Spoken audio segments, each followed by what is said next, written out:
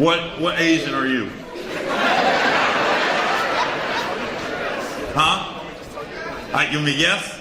I won't guess it. So it's clearly not Chinese or Japanese. Not that. They're definitely not Filipino. You're not Filipino. Definitely. Getting closer. Italian? You said I'll never guess. There's got to be some Asians in Italy, motherfucker. I'm pretty sure. Laos? First guess, bitch. You fucking up right now. I got it right? Yeah. You are too? What are you? Are you allowed to talk? Are you? He looked there. Take off your glasses. You can talk now. What in the fucking human trafficking is going on right now? You can guess. You'll never guess. Loud. Fucking guess it. What are you? Take off your glasses. You can speak.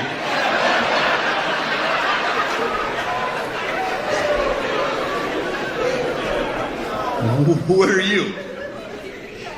Now you're all bold. What you think I am, motherfucker?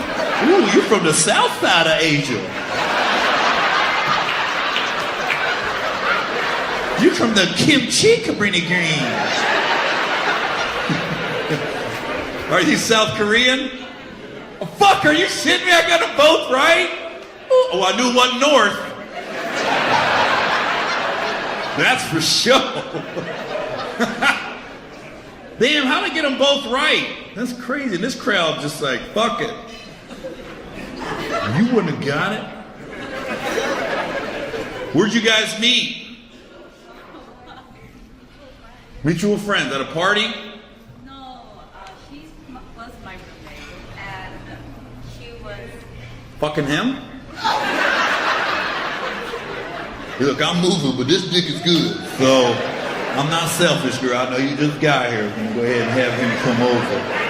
He is a little demanding, though. He's going to have you wear sunglasses inside, and then he's going to tell you when you can take them off. So don't take them off unless he tells you to take it off. That's just in the Laos culture. Laos culture is different than South Korean culture. I've been to South Korea before. It's dope. I liked it. Yeah. We did a bunch of military bases over there. You know what I mean? So everybody drives Hyundais. Everybody, my word. And Daewoo or something like that? Daewoo? Daewoo? Daewoo? Daewoo? Ooh. Yeah. That was the only two cars I saw. You guys like, nah, keep your Fords and Chevy in America, motherfucker.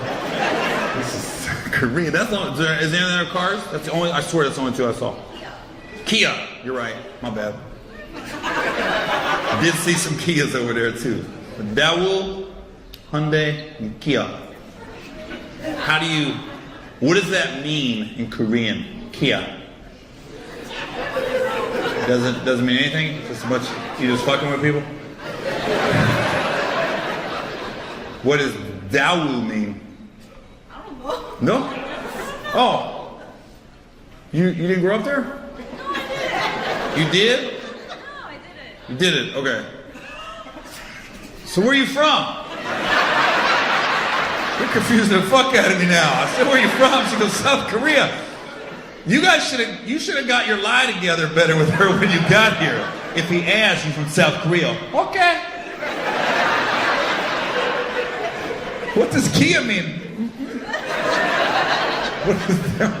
I don't know. You from that? No. Bitch. I'm gonna take your ass back to the basement.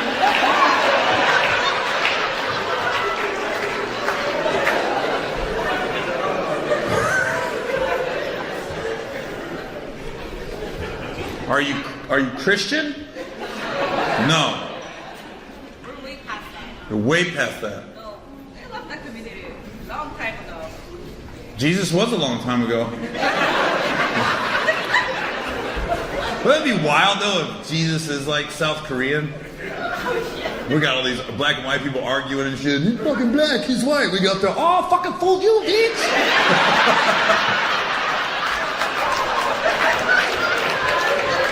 Man, nice.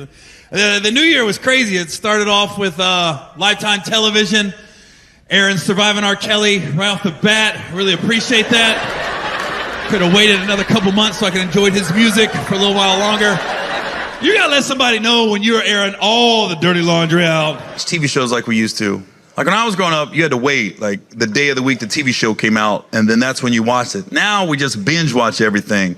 And that was the biggest thing about COVID that I didn't like, was I started binge watching all these shows, and shows that I did like, I no longer liked, because I watched too many episodes and realized a lot of this shit is bullshit. Like that show Undercover Boss. Like that was one of my favorite shows. And all of a sudden I watched like 8 hours straight, and I was like, oh man, this is a bunch of bullshit. Like every episode ends the same, and it's the same format. It starts out, you get some CEO of some multi-million-dollar corporation, and this dude wants to go undercover where the minimum wage workers are working, and he wants to see how he can help boost morale and productivity within his company. So the dude will put on like a wig and a beard and a hat, and he'll show up at some company it'd be like the CEO of Panera. Like Panera Bread. And this 65-year-old man will just show up one day unannounced at Panera. They'll pair him up with like some 23-year-old chick. And he only works for like an hour. And this chick has to teach him how to make lattes and soups and cookies and stuff like that. And you know, because that's normal. 65-year-old motherfucker just showing up to work the line with a camera crew. That happens every day. And like I said, they only work for an hour, and then the 65-year-old dude and the young lady, they go in the back of Panera on a break, and they're in this break room, and this chick will open up her whole fucking life to this man she's known for an hour. That shit don't happen in real life. I worked at Taco Bell in high school. I can't imagine some 65-year-old dude showing up at Taco Bell. I got to train him, and after an hour, we go in the back, and he starts asking me undercover boss type questions. So we're just sitting there. Hey, Gary. Hey. Thank you for training me today at Taco Bell. Do you like working at Taco Bell?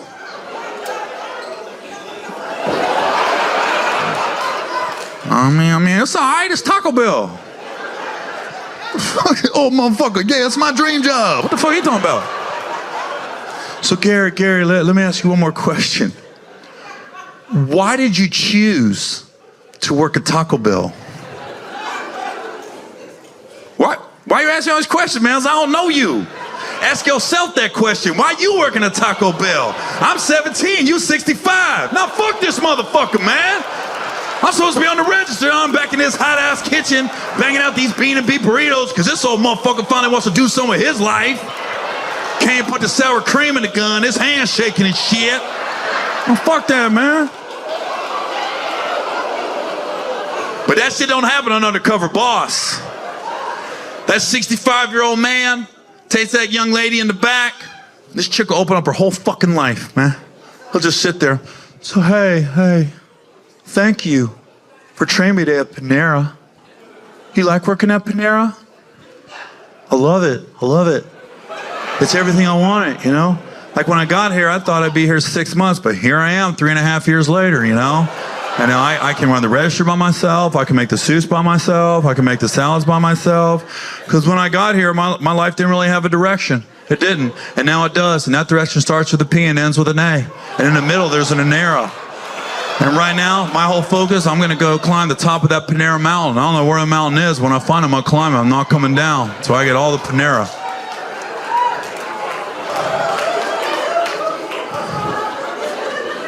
But you're a beautiful young lady. You could probably choose to work anywhere. Why would you choose to work at Panera?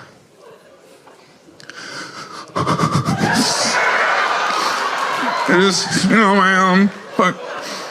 my dad's got cancer, and growing up, my dad used to make oatmeal for me every morning. And now that I'm at Panera, I'm actually in charge of the oatmeal raisin cookies. So every morning when I wake up and I mix that batter up to make those cookies, I think about my dad. And how my dad used to make me oatmeal, and now I'm making other people oatmeal with raisins in it. And it's not It's not perfect here at Panera. It's not, because if I could change one thing about this company, I just wish we put 2 more raisins in every oatmeal raisin cookie.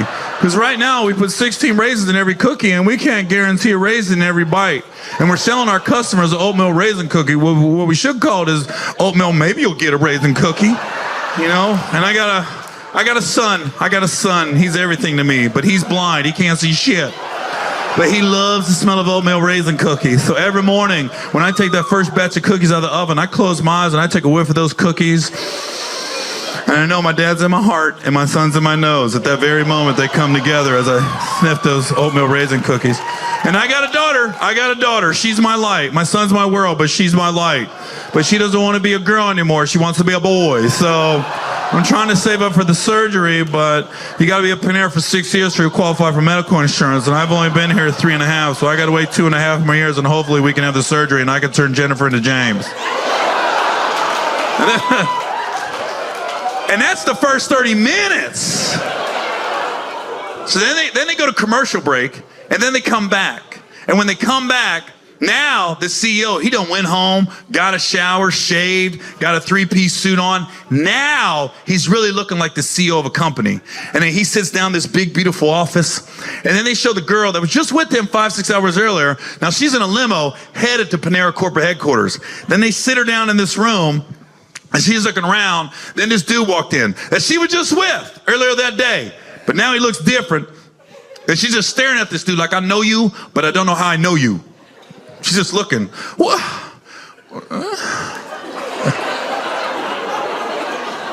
Charlie? Charlie? Is that you, Charlie? Well, my name's not Charlie, first of all. My real name is Douglas Krause. I am the CEO of Panera Bread. And I got to tell you, that 60 minutes I spent with you today changed everything for me. It really did. I saw your passion for our company. I saw your enthusiasm for our customers. And I said to myself, wow, this is a young lady we need here for a long, long time. So after I left you today, I took a few steps to ensure your place at Panera for years to come. The first thing I did when I left you today, I made a $10,000 donation to the Cancer Society in your father's name. That's the first thing I did. The second thing I did, I ordered 30,000 raisins to be distributed all throughout the country. So tomorrow morning, we're going to put 2 more raisins in every cookie, and we're now going to guarantee a raisin in every bite. Thanks to you, I appreciate that. And then you told me about your son and how your son's blind. And I wasn't okay with that. So I want to give your son my eyes. What the fuck?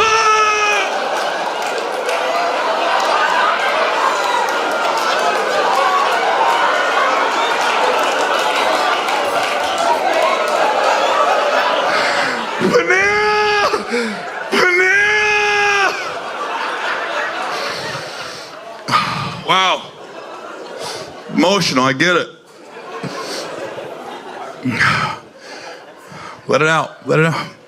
And then you told me about your daughter. How your daughter needs that surgery, but you don't qualify for medical insurance. So I went and I put in a waiver. You are fully covered immediately through Panera Bread. You don't have to wait 2.5 more years. You can apply for that surgery tomorrow.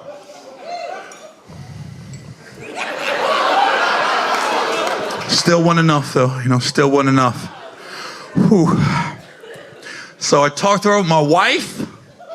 I want to help your family out, and I want to give your daughter my dick. I want to cut my dick off and give it to your daughter. What the fuck?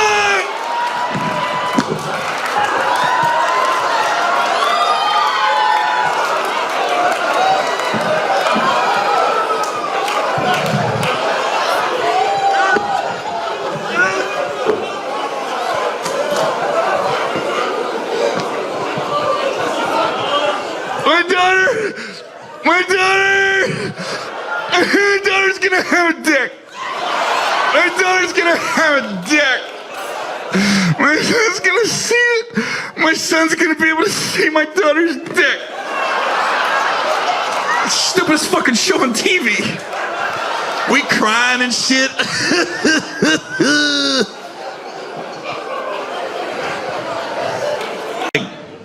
Every other comedian has the same job. Whether you do it in an arena or a coffee shop, our job is to get on stage and get a bunch of strangers together and tell some jokes that everyone can agree upon. Okay, we all think that's funny.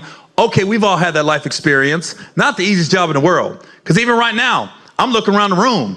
We got a lot of different nationalities, age groups, tax brackets, political beliefs, religious beliefs. I'm like, well, what do we all got in common? And I would have never thought of this if I didn't take those bears. But the one thing I am 100% positive about every single person in this room that we all have in common, and that is that all of our moms got hit raw.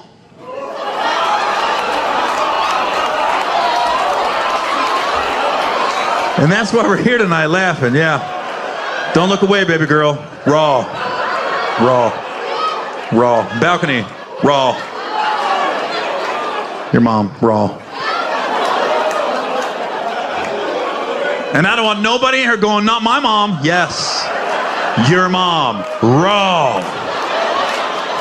And if you're with your mom right now, I'm sorry. This show just got awkward as fuck. But just look at her, mom. I mean, he ain't lying, though. That's such a weird thought, isn't it?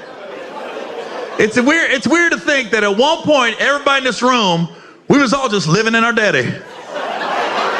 And a couple seconds later, out of nowhere, we were living in our mommy. Where the fuck all my friends go?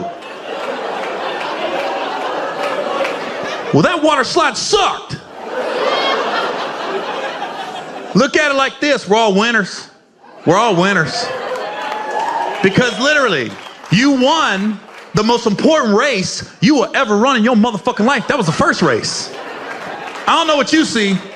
I see a bunch of Usain Bolts in this motherfucker right now. I see a bunch of motherfuckers that wanted to live. So just try to remember that. When life ain't going your way, you're feeling a little down, just remember, there's a bunch of motherfuckers left behind your daddy's nutsack. They wish they could be out here right now laughing, but they can't because they were slow. They were losers. You're the winner.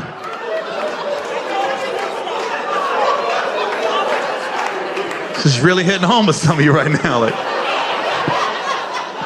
I am somebody.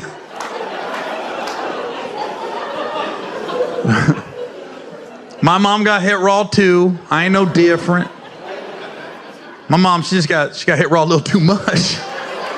Man, it was like, I remember growing up, it was like every 18 months, my mom just popped up pregnant. I remember at one point I looked at my mom, I said, Mom, you ever use protection? She said, I just pray a lot. You might want to switch religions.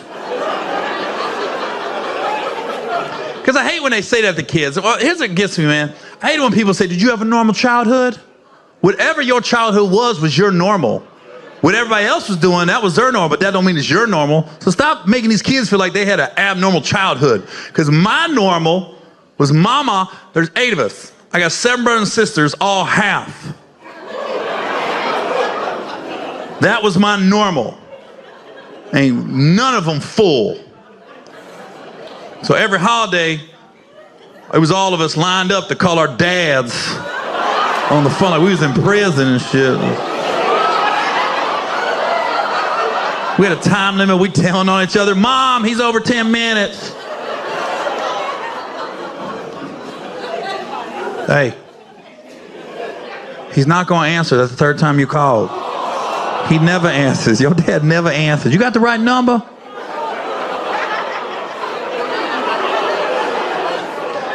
I remember the first time I stayed all night at a friend's house. I was 8 years old. Went to my buddy Mike's house. His dad came walking down the steps. I was like, what's your dad doing here? He's like, he lives here. I said, every day? He here every day. I don't believe that shit. Then his brother walked in the house. I said, well, where's his dad? He's like, we got the same dad. I said, oh, you're doing a lot right now, Mike. Motherfucker. So he's here every day and you got the same dad? I can't hang out with you. You a liar. Or came home telling my mom, Mike said his dad there every day. And he got the same dad as his brother. I've never heard of such a thing.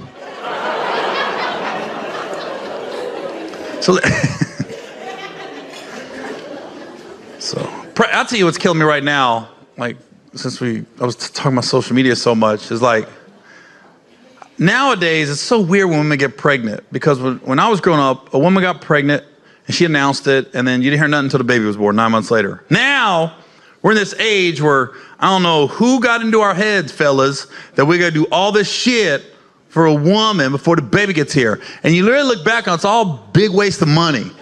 It starts with the gender reveal. These things are getting out of hand. And why does everybody look so shocked when it comes out blue or pink? That was only two fucking colors it was gonna be. You act like turquoise or purple was about to pop out that shit. Baby showers are out of control. When I was growing up, a baby shower was somebody's house. It was in the backyard or inside, depending on the weather. You bought a cake at the grocery store, and most of the food had toothpicks in it. That was it. Now, baby showers, fellas, you gotta rent a venue. You gotta get a DJ, a videographer, a bartender. There's a fucking theme. And then when you see this shit on Instagram, it looks like a goddamn music video. I was watching one baby shower. It started out, the bartender was shaking martinis. He was pouring the shit down the bar. Everybody was moving in slow motion. There was a fog machine. I was like, I ain't ever seen this video. Then the girl came walking out with her belly through the fog. I really like what you've done to me. I go, this a baby shower? And I know you guys have seen these pregnancy photo shoots. These are getting out of hand. So when a woman's like 7, 8 months pregnant, now women they'll get a beautiful dress. They'll cut the belly out. She'll be like in a meadow. There'll be a stream, salmon's jumping, a white horse will run by. And the woman's always holding her belly. She got beautiful makeup on. And the women, they never look at the camera on these pregnancy photo shoots. They're always looking away.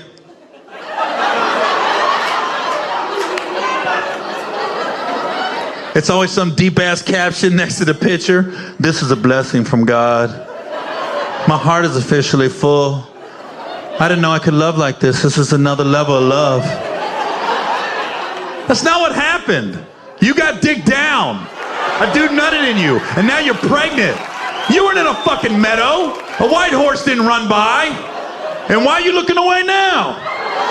8 months ago, you was like a dick. 8 months later, this is a blessing from God.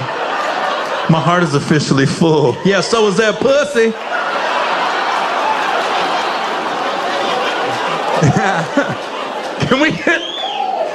Can we get like an accurate pregnancy photo shoot, please? Like go to the Courtyard Marriott, get that bottle of Casamigos. Oops. I mean, it was a fun night. That was crazy. I'm pregnant now, though. Who knew? All right, let's do like an inside joke. Like the next time you see one of them pregnancy photo shoots and the girl's making the caption and the picture on Instagram and stuff, comment on it. Be like, girl, congratulations. I'm so happy for you. Hashtag DD. She ain't gonna know me, dig down. And then send it to me, tag me, I can repost it. And then she's gonna call you, oh my God, Gary Owen reposted my shit. Girl, that's the algorithms. Look at your baby blessing you already. He ain't even here. I know. My baby got me 82 followers.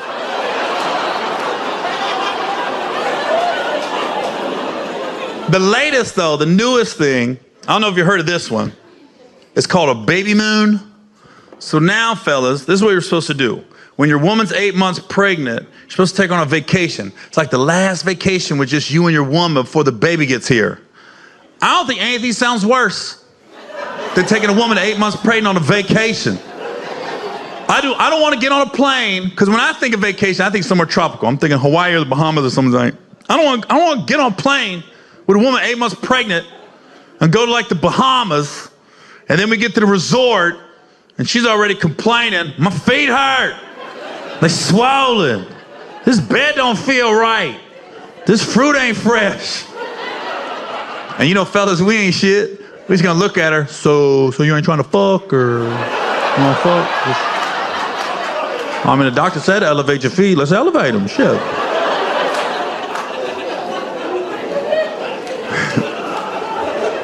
And I try to stress this to women, especially. You know, like, look. Stop acting stupid when it comes to men. I'm not saying you are stupid. You're smart. You're very smart. Stop acting stupid, acting like you don't know what a man is like. You know what the fuck we're like. So listen, ladies, don't get on a plane with a dude, go somewhere tropical, and act like you don't know what the fuck we want when we get to the island. Because here's the problem. A woman will go on a vacation with a dude. It'll be the first trip they take together. And usually, fellas, the first time you take a woman somewhere, you want to splurge a little bit, might get a suite. So then you get to the Bahamas, and, a woman, she gets to the suite, she's really taking the suite in. Oh my God, we got a balcony, we got an ocean view, we got a living room with a couch, we got a jacuzzi. Man, we walk around the same room going, ooh, I'm gonna fuck on the balcony, I'm gonna fuck on the couch, I'm gonna fuck in the jacuzzi. So all I'm saying is, ladies, don't act like you don't know what that's what we want when we get to the resort. Stop acting stupid. And stop acting like we in the wrong when we looking at you. You looking at us like, come on, let's go get something to eat real quick. I'm full. I had 2 cookies on the plane. I had Biscoff cookies, 2 Biscoff cookies. They fill me up. Biscoff fills me up. Anybody trying to eat, motherfucker? Let's go. There's an hour left. Let's go get some sun real quick. Motherfucker, we here for a week. You got a tan today? So I'm just saying, ladies, as soon as you get to the resort, fuck that dude immediately. Don't go to eat. We don't want to eat first. We ain't gonna enjoy it. Just sitting there eating with our hands. You like your food? I bet better salmon.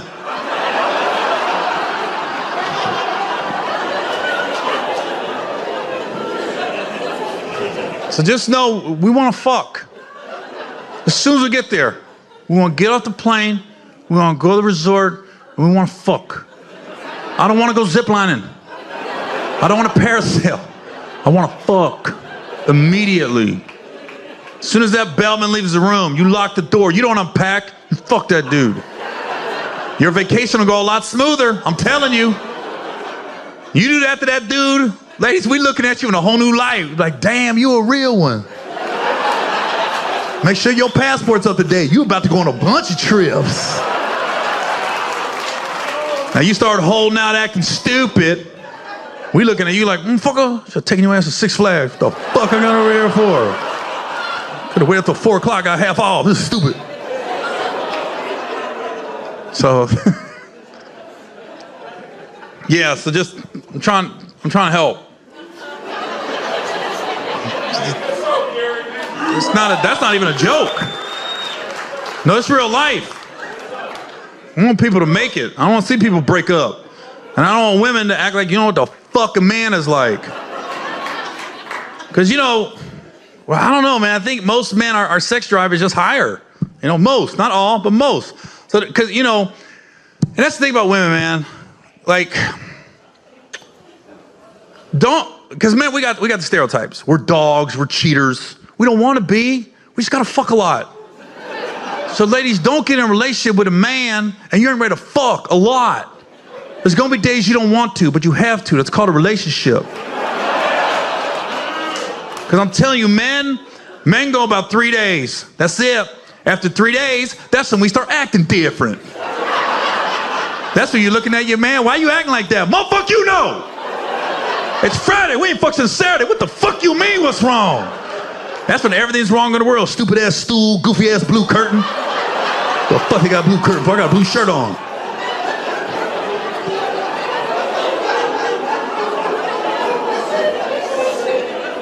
We're so simple. We just gotta fuck. Cause since my divorce, I've been to therapy.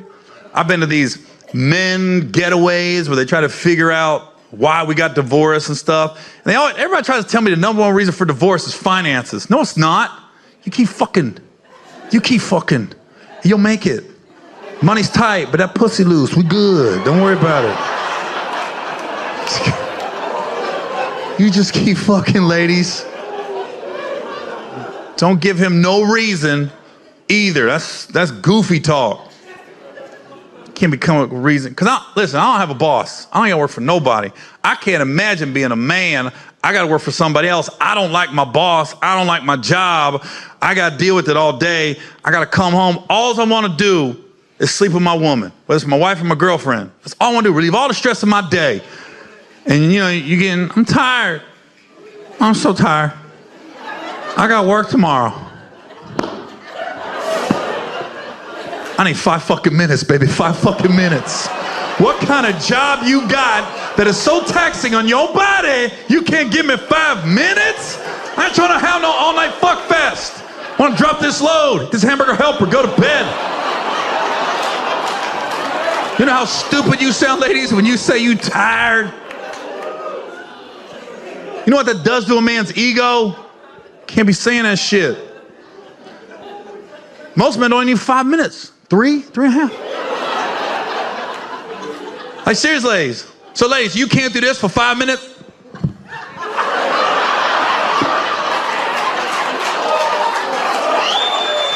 You ain't got to do no motherfucking work. Ladies, you ain't got to get off your phone. We don't give a fuck. Send some emails out, multitask. That's when you should be on Amazon. Can I get these shoes? Get them motherfucking shoes. You get shoes, I get a nut. We happy. Now, don't abuse the system, ladies. Don't be trying to sneak in some red bottoms on us. Can I get these red bottoms? You gotta turn around. You gotta take this shit to the face. You don't get red bottoms and I'm nutting on your back. I'm sorry. You gotta swallow all that shit. What are you doing? I'm spelling out red.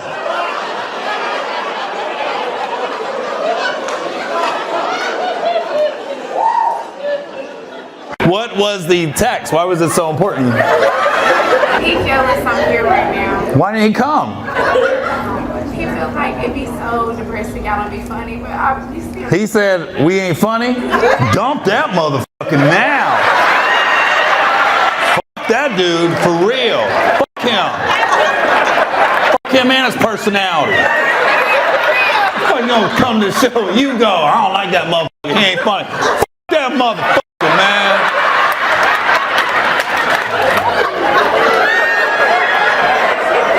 Where'd you meet him at? Where'd you meet him at? Where's he work at? Where's he work at? Undisclosed. Oh, so you're saying he ain't got a W-2? One of them jobs. Okay. This motherfucker ain't funny, man.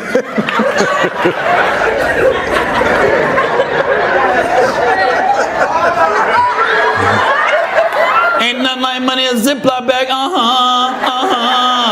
Cash in the bag. Remember that video on BET Uncut? Ain't nothing like money in a Ziploc bag. All right, I take it back. I didn't know he was a drug dealer. I didn't mean to say fuck him and all that. I'm just kidding. Yeah, but that's true. I'm not funny to people that don't have W-2s. Yeah, I write my jokes for tax returns, 401ks, pensions. That's the people I want coming to my show. Not your drug dealer ass boyfriend. Don't think nothing's funny. Can't laugh because he's always looking over his shoulder.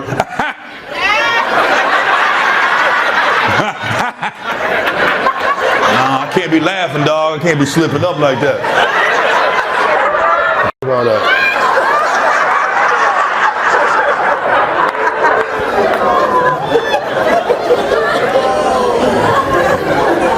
You're just full of secrets. Where's he working? I can't say. We met at his job. All right. Well, good luck with that. So.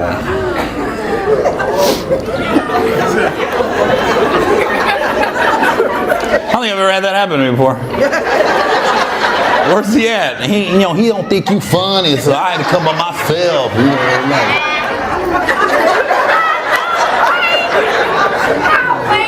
How lame. Right. He's not on speaker, is he? You're trying to die in Indianapolis, motherfucker. I'll be damned if I'm gonna die. If I die, I ain't gonna be in Indianapolis.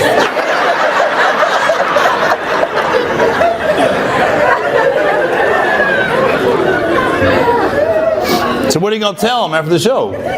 He was funny. I liked him. Hey, I don't believe that shit. I don't believe that shit. The good thing is we're recording, so I'm damn sure posting this shit in the morning when I leave. I'm not gonna post it while I'm still in Indianapolis, no. But when I leave Indianapolis, I'm gonna post this. Because most drug dealers don't have passports. You're gonna have to find me.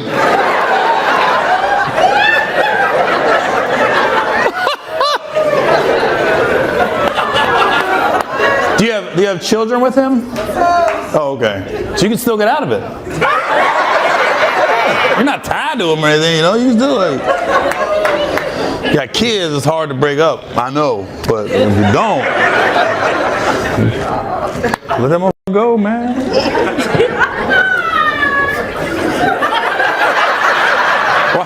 Why does it sound like she fell? It sounded like one of the people that were hanging on the side of the mountain. What kind of laugh? It was so delayed and long.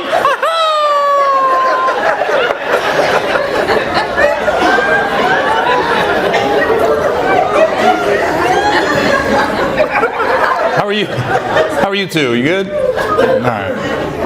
Happy couple. 10 years. 10 married? No, we've been together for 10 years. Been married for 2. Okay, so been together 10, married 2. A lot of money. What did? The wedding? The wedding cost a lot?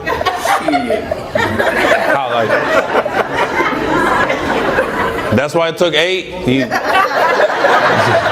You had to put everything on layaway 1 year at a time? Okay, we're going to get the dress now, the venue next year. And I got to get the reception hall, and I got to get catering. You pay for everything 1 year at a time. It's actually kind of smart. I ain't gonna lie. That's smart. You had a big wedding? She's older than me. She older than you? I'm 34, she's 46. Damn, you put a lot of information out there. This motherfucker don't say shit. This motherfucker share everything. He just put it all out there. You know, I'm a Capricorn. She's a Sagittarius.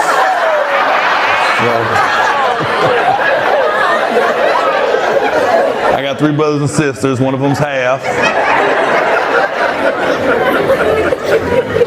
Where'd you guys meet at 10 years ago? At our job. At her job? We work with kids with behavior issues. With what issues? Behavior. Behavior issues. Oh, you was both working there? Yeah. Dang. And so you probably just saw her in a room, be like, this motherfucker right here, man. Oh, disrespecting me and shit. You talking about Terry? Yeah, what's Terry, man? What the fuck wrong with that little kid? He been through a lot. So God, I'm gonna choke that motherfucker, Terry. Don't choke Terry. It's funny. Did you guys ever like at the facility? Like the kids leave, you're like, fuck it. I gotta let this load off. Come on.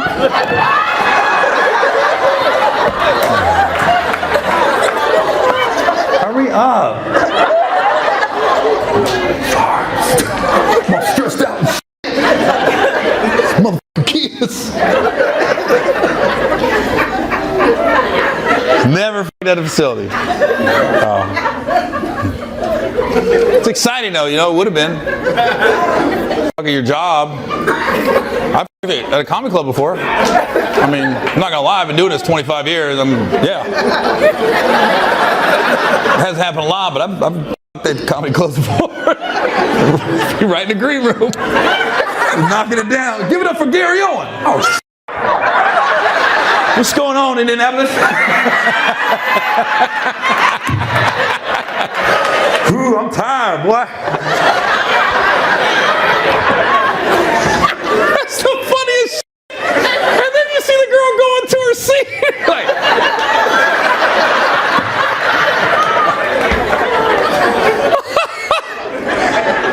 the GM be like, she said you got her bill? Yeah, I got it. Don't worry about it.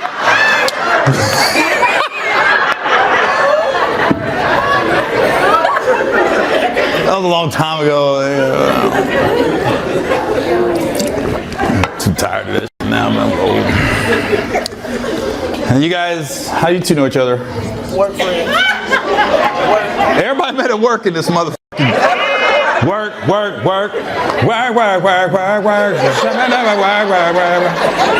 Where'd you guys work at? There's a bunch of fucking liars at this show, I'll tell you that. How you get tongue-tied? Well, we work for a speech therapist, we stutter. Sunoco, we're a gas company. Geico. Where? Geico. Geico, insurance. That was easy. Did you guys come up with that lie on the way here? Look, if he asks, we work at Geico. It took you a minute. He was like, we work at Geico. What did we say? You guys still work there? I do. So what do you do at Geico? You do one we call? Huh? Claims. So when people get in a wreck, and you put them through all that shit because you don't want to pay them. Okay, so the ice. Pay what we owe. I can't stand it with you insurance motherfuckers. You make us feel like we wrong. You had a red light motherfucker rear end you, boom! You call Geico, so you wasn't going nowhere. So it was red, it wasn't yellow, it wasn't green. No, I just said I was sitting at a red light. All right. What kind of car is it? What are the damages? You got a police report? You got a camera?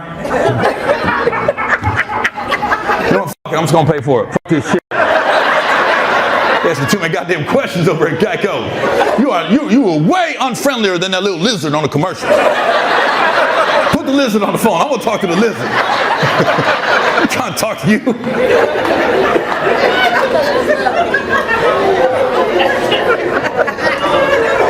I got a lot of good memories in Indianapolis. I've been coming here for years. I got jumped in Indy one time. Straight up. Place called Tiki Bob's. That place. I'm glad it shut down. Bitch-ass motherfucking security at Tiki Bob. Trying to fuck me up. Fuck you, Tiki Bob. It's crazy how it happened too, because this is a true story. This ain't really a joke. I'm just gonna tell a story since we're here. So you guys are sharing with me. I can share with you. So I think this is like 2018. It was 2018, and I had a show at is there a theater called Old National Theater? Okay, so I had a show at Old National Theater. It was a Thursday night, and when my show was over, it was in March. I wanted to go watch the NCAA tournament basketball games. So somebody told me, they got, yo, there's a place downtown. They got TVs in the back. It was called Tiki Bob's, and I guess when we got there like 10 o'clock, nobody was there, and we was in this very back room where there was TVs. So I'm just watching the basketball game, have a couple of drinks with the other comedians on the show, and then the game's over. I remember we was in St. Louis the next day. My flight was at 6 a.m. I said, we gotta get out of here. We go to leave, and that place is packed now. It's like 12:30, and it was Black Night. Thursday was Black Night, and I'm just saying, I didn't know. I thought, oh, is this a black club? They go, no, this is Black Night. I go, oh, okay. So I'm trying to get through the crowd to get to the door, right? And I'm walking, and all of a sudden, the one white girl in the whole goddamn club pushes my shoulder. She's like, boom. I was like, and I thought she was kidding. I thought she might have recognized me or something. So I turned around, I went, right? So I'm laughing. All of a sudden, the big security dude next to her was like, you gone. I said, yeah, we're leaving. So he grabbed me by my shirt and had my arm, and he was escorting me out like this. As I'm getting escorted out, though, now all the black people are starting to recognize me. So I'm getting kicked out and taking selfies at the same time. Like,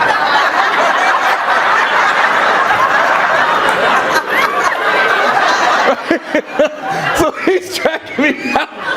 Then we get to the door, the motherfucker just pushes me like boom, right? And then I'm stumbled, and that's when I turned around, and my opener, I didn't know they were choking him as they was kicking me out. Because I guess he had hit the back of the bouncer. Was like, hey man, you ain't got to do that. We leaving. And I guess another bouncer came behind him and choked him. And when I turned around, my opener was just falling. Boom! Hit his head on the concrete. He was knocked. And to his credit, that motherfucker got knocked out, but he was still smiling. He was like...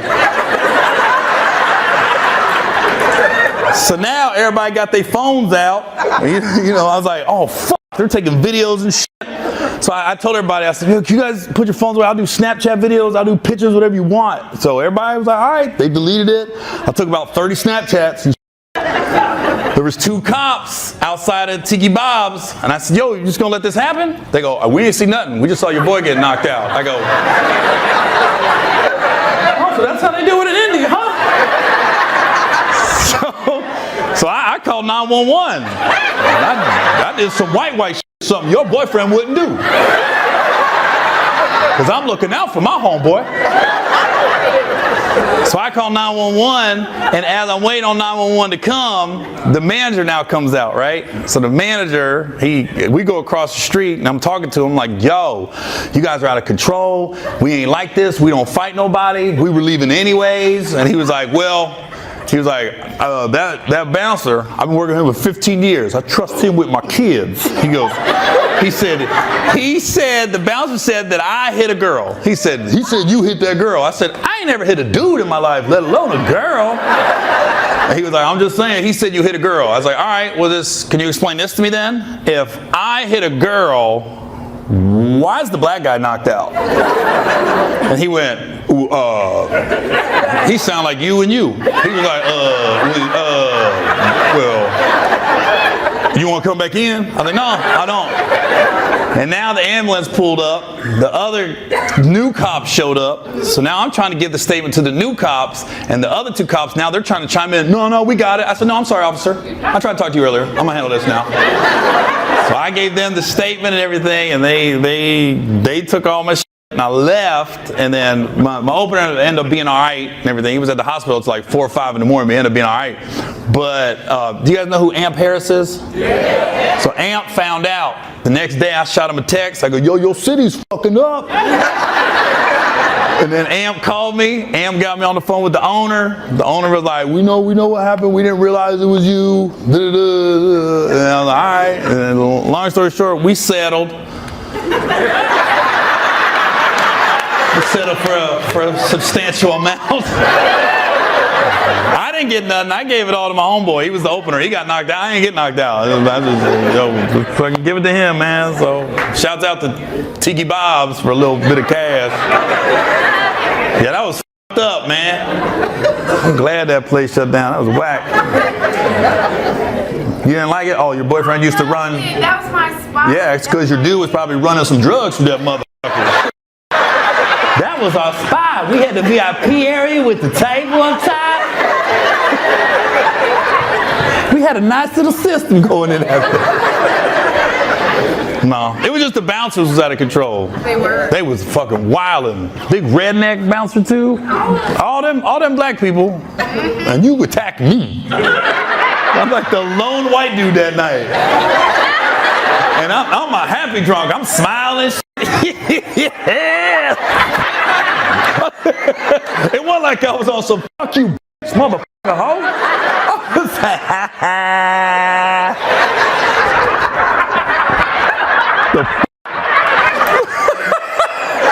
just remember all the selfies on the way out.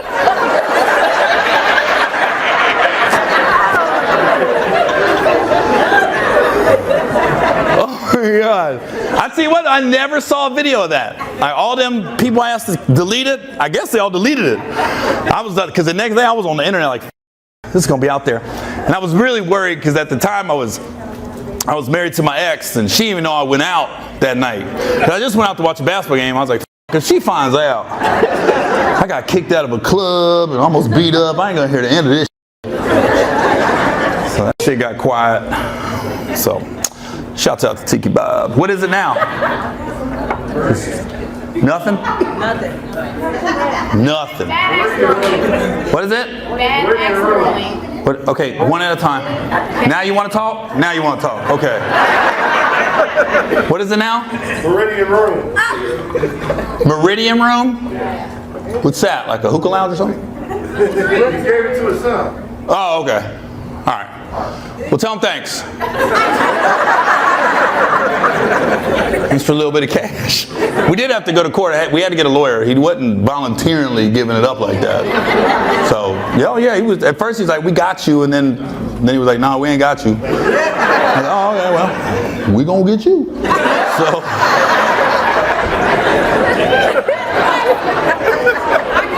Yeah, go ahead. Okay. Whatever they say, I want to know if you want some black pussy tonight.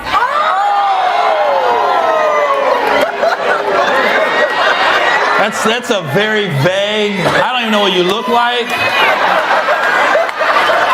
I'm gonna come up here looking like Precious's twin. You want some of this black pussy?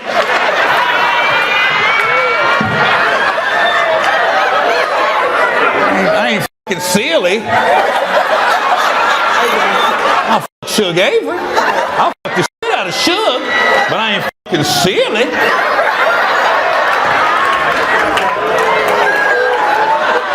God is trying to tell you something. God, right now. How the fuck did this turn into this kind of show? You got any questions? Why you wear that sweatsuit? We ain't see no imprint. You want some black pussy? It was back to back to back. Silly trying to give it up.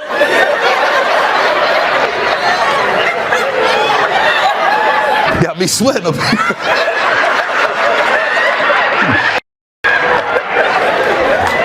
Did it get hot in here? I felt like the temperature just went up a little bit. It's just the way you said it, baby. You want some black pussy tonight? I was like, whoa. I don't know if I want to f*** on that. Yeah, f*** that black pussy. Harder, bitch. I'm trying. Put my hand on my own ass. That's what I thought, bitch. You ever talk about Tiki Bob's again, motherfucker? Well, this has been my favorite crowd of the weekend. You guys are fun, man. Yeah, you guys are fun. Good time. I feel like we learned a lot. We know if you have f***ed up kids, we know who's going to be taking care of them. If you're getting a fender bender, this motherfucker ain't trying to give up the money. If you need a dime bag or a little cocaine, reach her after the show.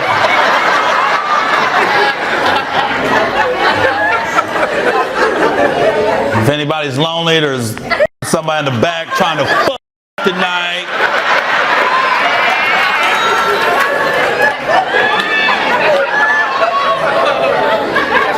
I feel like we learned a lot.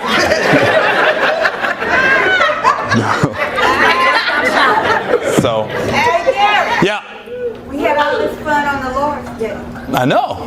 Thank you. You got a sense of humor. Yeah. Whoa. Did you just get here or wake up? Like, what? Oh my God. I thought she was going to say something profound.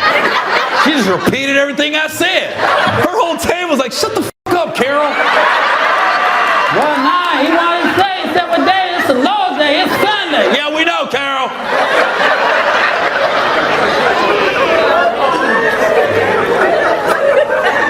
Carol said that shit like she might be. The way she came in was like, I don't know if she was like slow or not, you know? And she goes, Gary, this is the Lord's Day. The Lord is here. Sunday is the Lord's Day. The Lord's Day. Sunday is the Lord's Day. I got here. I'm Gary Owen. Thanks for coming to see me. I appreciate y'all. Thank you. Good night. Huh?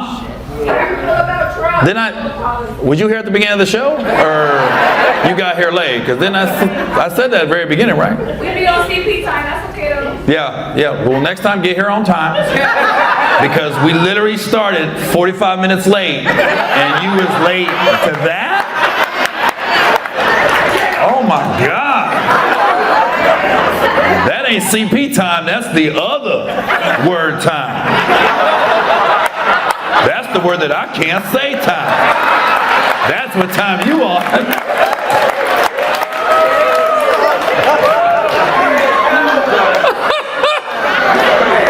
What's funny is all the black people know what I'm talking about. There's a couple white people going, what time is that? What time is he talking about? So, thanks for coming at least. At least you got here. You know, why was you so late? Why was you late?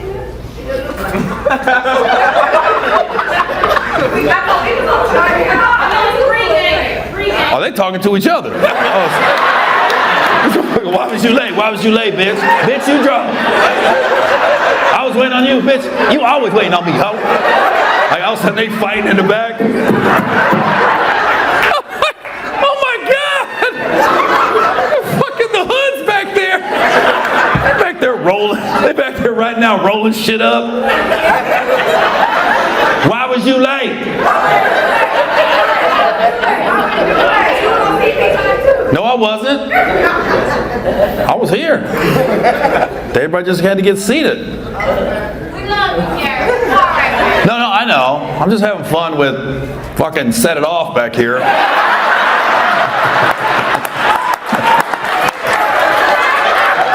Though I'm missing you,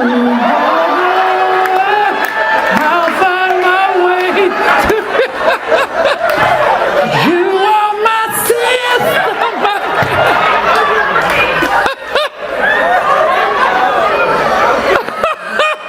Are you Vivica Fox or Queen Latifah?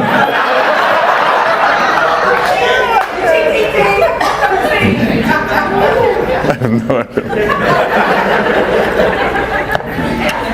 All right, we gotta wrap it up because this could go left.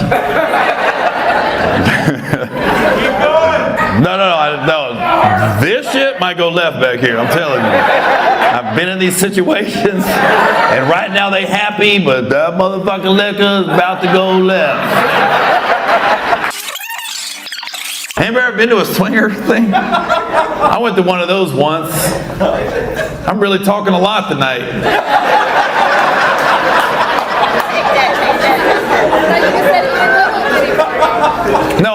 No, I wouldn't. Swinger, no. I said I went to one once, but it was by accident. Like, I didn't know what I was getting into. You gotta realize, I was in Miami. They used to have a comedy club in Coconut Grove. And it was like Friday night, and I'm at my show, and the show's over, and this lady and her husband came up. So I'm thinking, lady and her husband, they's like, yo, what are you doing tomorrow? I said, well, I got some shows. She was, what time will you be done? I said, like 1 in the morning. She was like, you should come to our club. I said, okay. I'm thinking it was a real club, you know? So she exchanged info. Next night, I go with my opener, and then we go over there, and we get there, and the parking lot's packed. But there's absolutely no marquee. I was like, how do people know this place is out here? And then the door guy didn't want to let us in. Because I didn't realize when you go to swinger shit, two dudes can't show up. Because if it's a swinger party and you don't put stipulations on, there are going to be 1,000 dicks and 4 pussies in that motherfucker. So I guess the rule is guy has to bring a girl. 2 girls can come, but 2 guys can't come. So they didn't want to let us in. I was like, damn, so I'm texting the owner, the girl. I was like, yo, we at the door. She came and got, she goes, no, he's good. They let us in, and before I got there, she texted, she goes, what do you drink? And let's say Captain Morgan, right? Captain Morgan. I'm thinking I'm going to have a section, a bottle of Captain Morgan and shit. She set me up. We get there. Nobody's got sections. There is a dance floor, but the bar's over here. And she took me, she goes, Gary, we got your drink. And the bartender put the bottle on the bar. I was like, oh. I thought it was cool. And then I don't see anybody. I was like, motherfucker, there's like 500 cars. Where the fuck is everybody? I start seeing people with robes on going up these stairs. And when I saw the robes, I literally looked at her. I said, is there a pool here? I'm so naive. And she goes, yeah, we got a pool. They did have a pool. So she takes us over to the pool, and we walked in the pool, and this dude's sitting there, and this chick's just riding him. That's the first thing I see. I go, damn, she don't give a fuck. It's still not registered. So then she goes, Gary, you know what this is, right? I said, no. She goes, it's a swinger club. I said, shut the fuck up. It's a swinger club? She goes, yeah. How you not know that? I said, I don't fucking know. So now my opener was like, what the fuck? This a swinger club? I go, shut the fuck up, bro. So we like little kids. We like walking close. What the fuck? Stay close, bitch. That's how we were walking. So she said, you got to take off your clothes and put on a robe if you want to go upstairs. So they had a locker room. So I go in the locker room, and it's guys and girls just changing, naked. I was like, I went in the bathroom stall and changed. I went to the locker, and they lock your shit up, and then they got this bowl of condoms right here. She's like, you gonna take one? I said, no, I'm good. I don't even know what I'm walking into right now. So we go up the stairs, and motherfucker, all these rooms. Some rooms there's like 10 people going at it. Other rooms there's 4 people. And I won't walk in the rooms. Like, I'm looking at them like.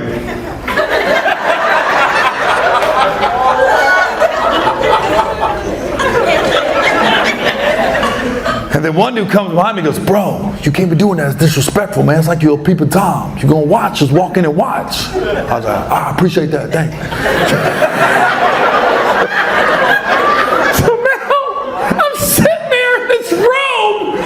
And I'm watching like 6 people just going to town on each other. And I'm just sitting there. And there's other people watching, but nobody's talking. Like everybody just watching, like we zoned out. And I want to talk. So I'm going.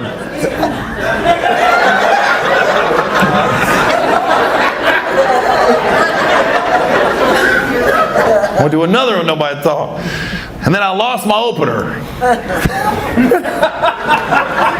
I go in a room, and this motherfucker is handling business. I was like, what the fuck? I remember he looked at me and waved. He's like, motherfucker, don't wave to me, bitch.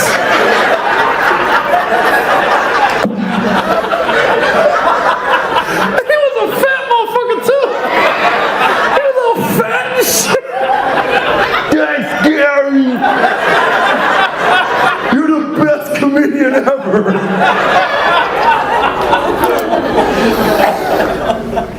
And it was weird because I probably got there at 2 a.m. and at 5 a.m. like this big breakfast buffet just rolled in.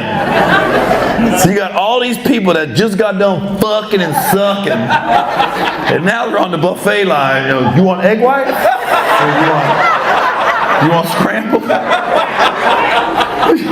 Would you like some fruit? Of course they have pineapples.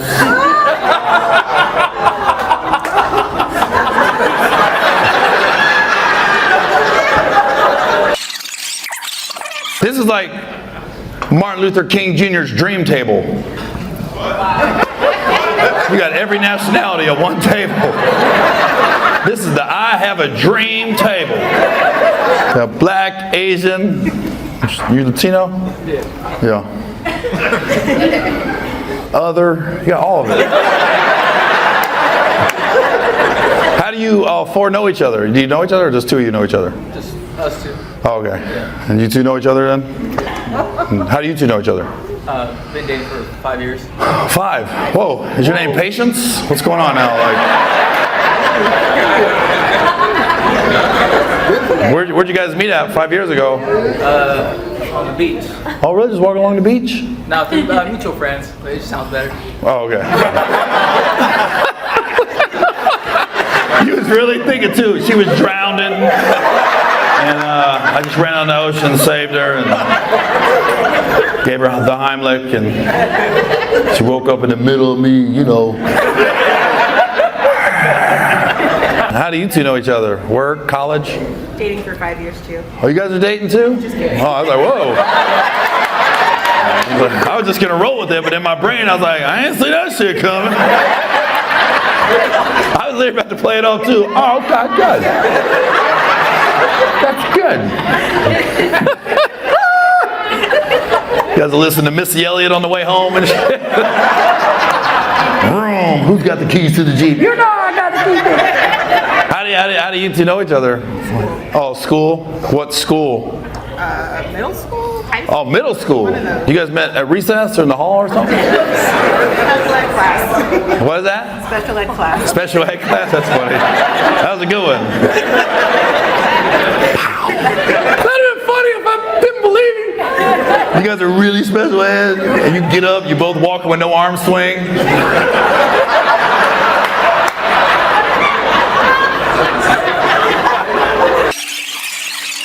Are you religious, miss? I'm spiritual. Spiritual. That's a good way to say you fuck before you get married. I like how you worded that. I'm spiritual. I believe in the Lord, but I do like getting my pussy ate.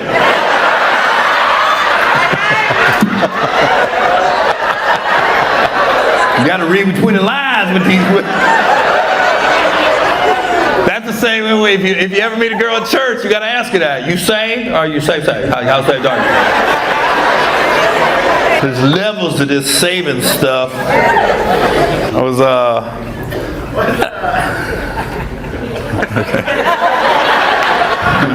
somebody clearly a gummy just kicked in. That was the gummy. His whole table like, oh shit! It's been 45 minutes.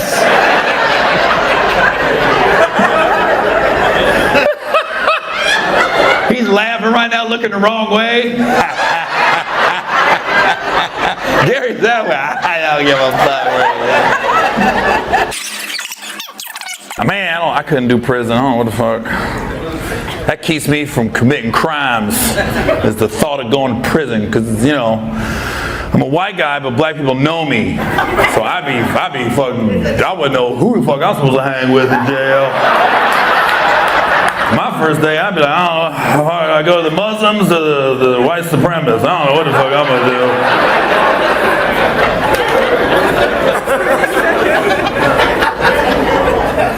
Am I going with Muhammad? Or fucking Jerry?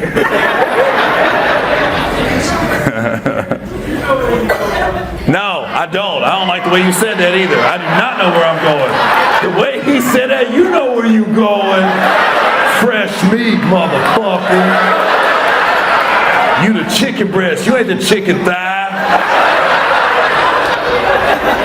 Big ass succulent white skin.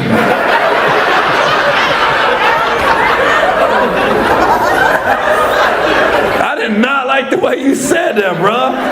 You said that like you was rubbing your hands. You know where you going.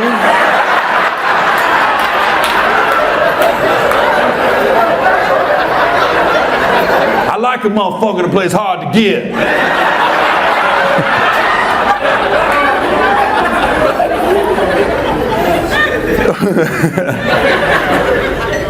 Because I could probably, if I went to jail, the white guys are going to try to get me first. Because I'm so goddamn pale. They'd be like, ooh, we might have our new leader. This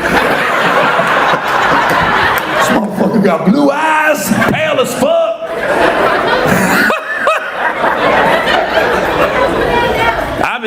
But I probably would have had to hang with the white dudes. But I'd have been, I'd have been done when my kids came to visit. Gary, what the fuck is this? Oh. Then now I'll be looking for you. Hey dog, I know where I'm going now. Shit. That would have hurt. They're always black, bro. What are you talking about? He's like, is she black? They're always black. motherfucker. I ain't had white pussy since white pussy had me.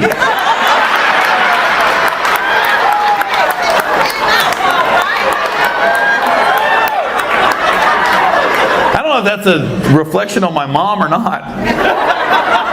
Like, was her pussy that bad?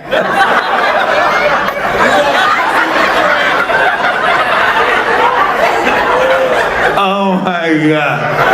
I'm never going back to that again. It's in my mouth. It's in my mouth. It's a joke. Like you're holding your hands like, how could you say that about your mama? She's got 6 kids. I'm sure her pussy is amazing.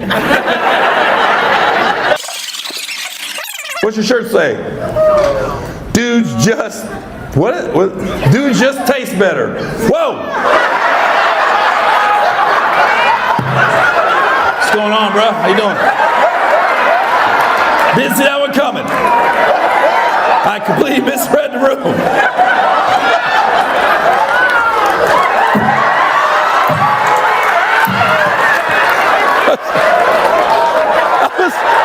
I was wondering why when I told that joke, he was like, oh, that was me!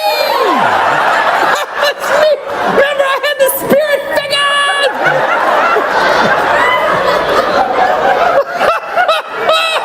Well, thanks for being honest. You're gonna be proud, motherfucker. Let everybody know, motherfucker. Bam! I'm going to see Gary Owen and Lil Nas X next week.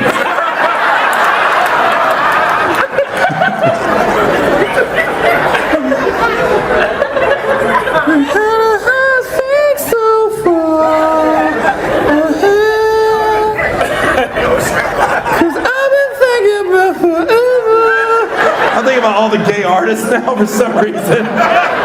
Rocket Man.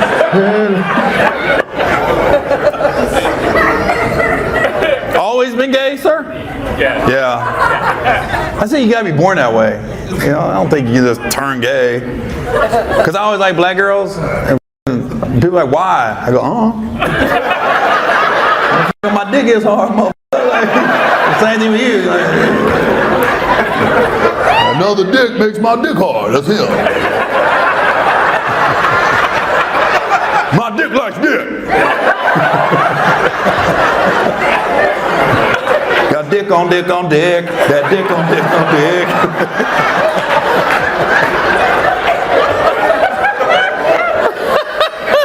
I'm just glad you're laughing about it. Some gay dudes be sensitive as fuck. Stop. It hurts. No, that don't hurt. You know what hurts.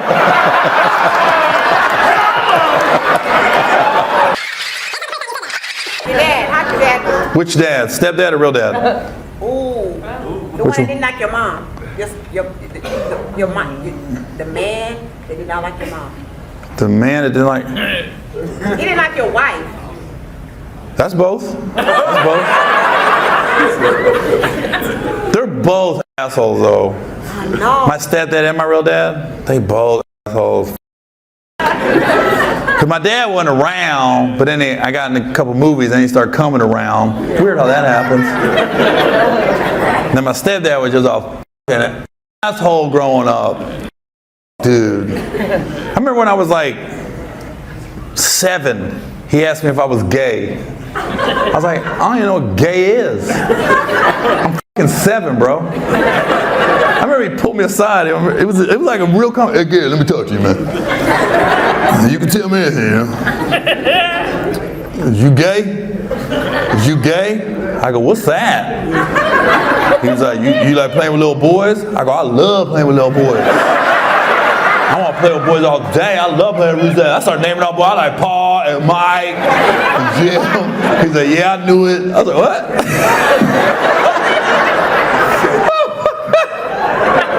You like playing with little boys? Hell yeah, I love playing with little boys.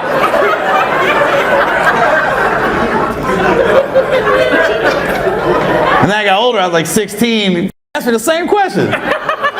Hey, I'm gonna ask you something. Is you gay? Is you gay? I said, why you ask me that? Because I didn't remember he asked me when I was 7. Because now I'm 16, I don't really remember. He said, I'm just saying, you never bring girls around. I was like, we live in a trailer. I never bring no girls back to the trailer park. I'm trying to seal the deal, not f*** it up. I can't bring no girl back to this ragged ass trailer. Welcome. Oh, this can be yours. Bring no f***ing girl back to the trailer. You must be out your motherfucking mind. Double white? Yeah, he was my stepdad was a piece of work, man.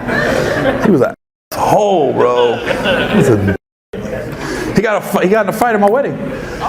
My stepdad sucker punched my real dad at my wedding. Yeah, like we're sitting there like, we was just about to do the bouquet in the garden. I should have known this shit wasn't gonna work out.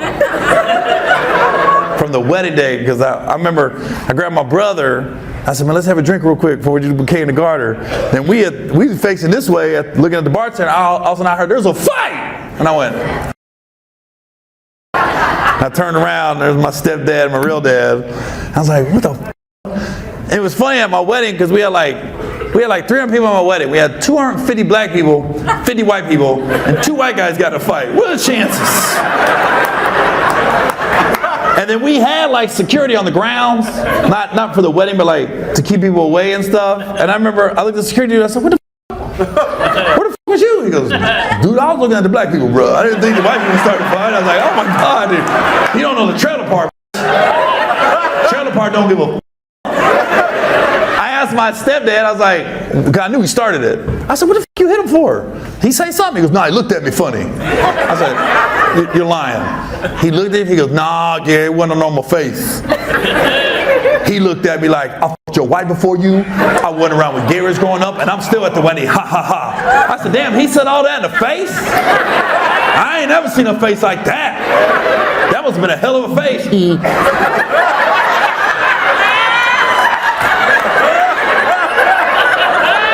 What kind of face we talking about, bro?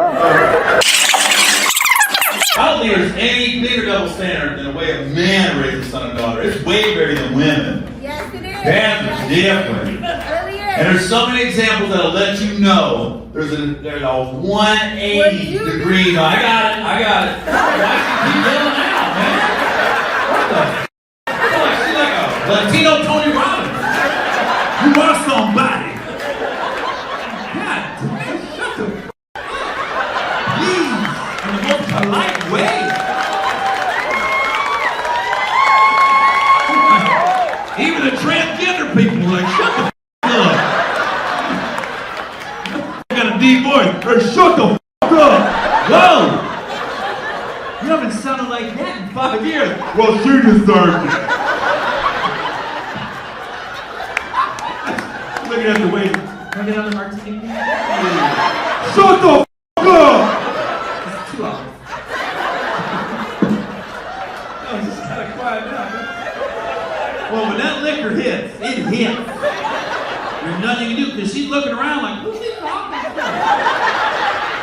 She didn't know I'm talking to her. That's the point. This is pointless. This is pointless. Hope she's not driving.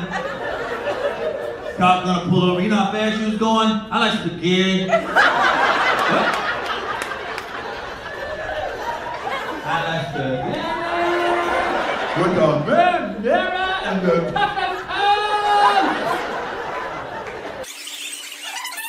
How long you been married, baller? 33 years.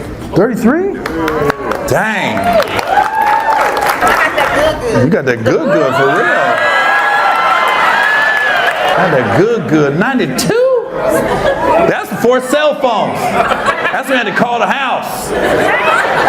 You had to remember the phone number. Remember you be at the club? What's your number?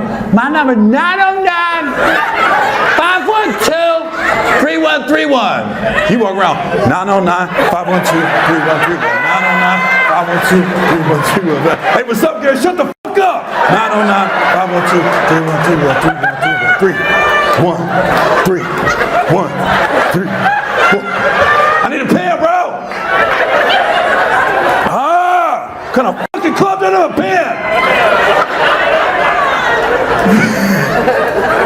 You write it down. Then you gotta hope you don't smear it in the napkin.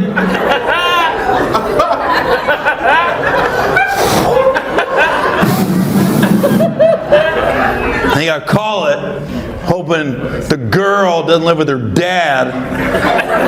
Hello? Hello? Is the girl with the good there? Oh, you talking about my oldest daughter.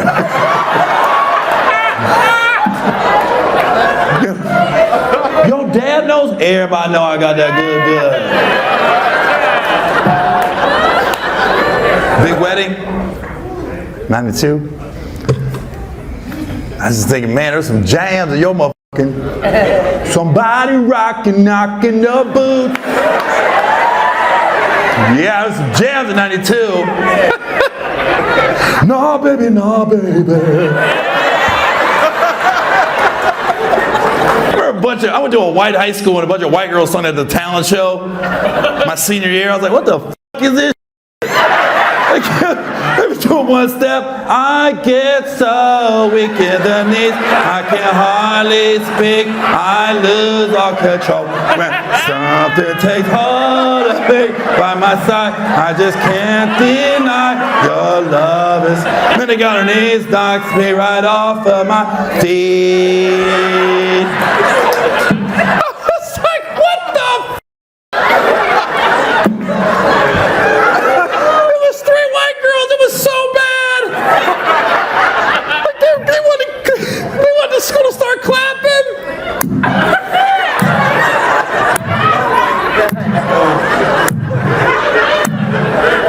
And my school did just what you did. I clapping that bullshit.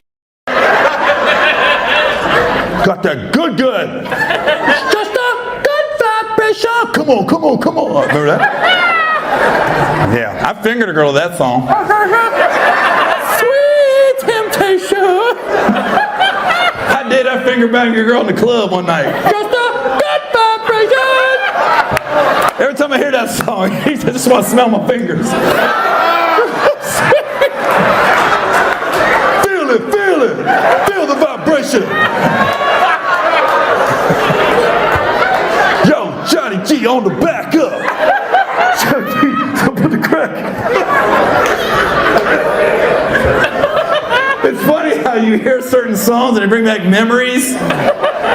Good vibrations. Marky Mark and the Funky Bunch. Finger Bang.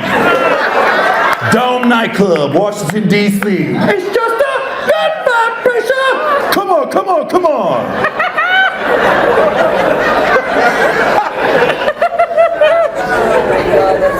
But you were getting ready for your wedding, and I was finger banging a girl in the club. Look how life.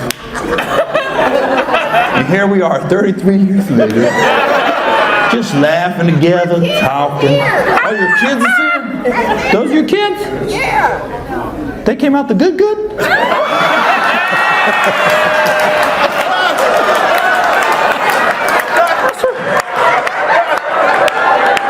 Those boys came out of the good?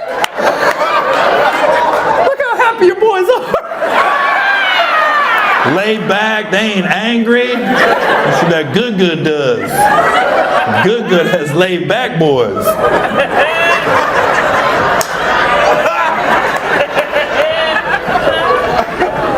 You get bad. Those are angry mothers. Fuck, bro. Talking about my mama. Oh, your mama ain't got that good. Why you so angry, bro? I'm just saying, man.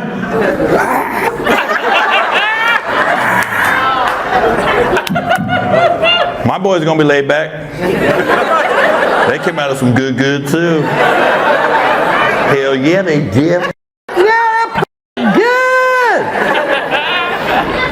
I don't know if that's a conversation you have with your boys though. Dad, what was mom like when we was little? Oh, that boys.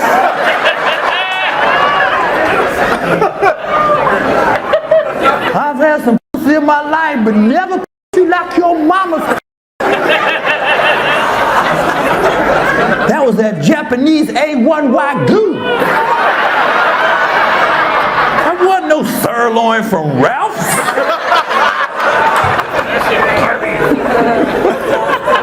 That was $110 an ounce.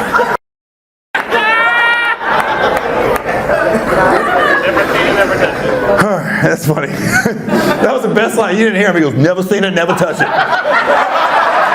I'm sorry, I'm a vegetarian. He was so adamant. Never seen it, never touch it. Sorry. I went too deep because he started dry heaving over there. Oh, stop. Oh. Gary, change the fucking subject.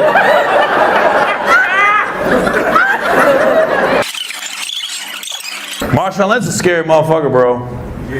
That motherfucker's scary. He punked me one night, straight punked me. In the classic Marshawn Lynch, it's the most classic Marshawn Lynch story. Like it was literally the day. So they lost the Super Bowl on Sunday, the one where he should have got the ball. So I got a show Tuesday in LA. He comes to the show, and after the show I see him. Like, how you doing, man? He goes, hey man. He be talking about them black bitches. I was like, because I don't know where you stand. I'm like, is he mad or is he happy? I said, no, I only talk about one. I don't talk about a whole group. Then he goes, and then right as we're talking, we're actually having a cordial conversation, this dude just got in the middle of us. He goes, Marshawn, let me get a picture. And he got his phone out, and Marshawn goes, oh, I don't take selfie with dudes. And then the motherfucker goes, oh, so the dude had to give the camera, and then the dude tried to put his hand on Marshawn's shoulder. He slapped it. He's like, I was like, did you just slap his hand? He was like, oh shit. So then the dude leaves. Now me and Marshawn are talking again, and I go, are you from Oakland, right? He goes, yeah. I go, yeah, I was married at the time. I go, my wife went to Skyline. He goes, oh shit, I went to Tech. Skyline was a rival. He goes, if your wife would have played football, I would have ran her ass over too. I was like,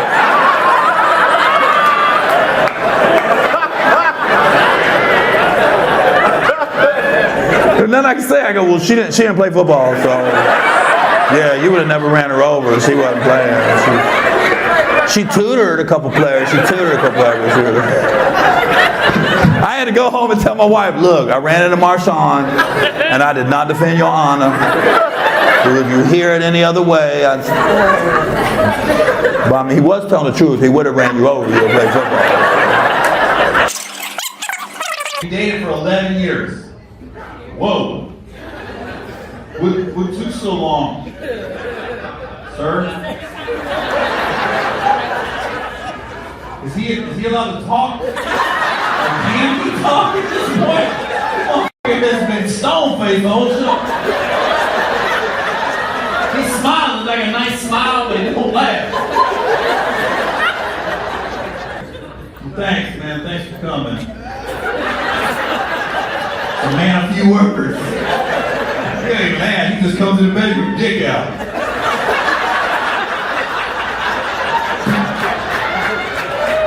I know what you want.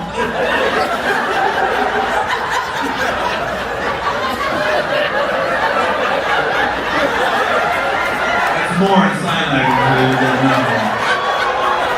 So what's Gary doing?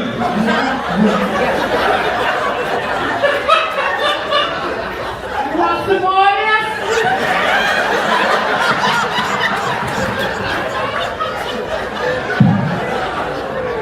What do you want? Yeah. You want more pussy?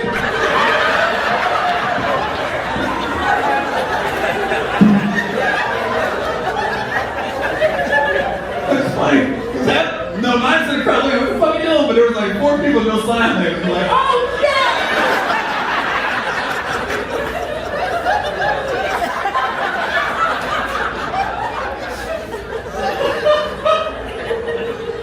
You know sign language, man? What's blowjob in sign language? Because right there, oh, it's right. It's like, right there. Oh, that was easy. What is this? What's penis? Like this? And then on your nose. No. Right on your face, huh? Penis is this? That's penis. What's pussy?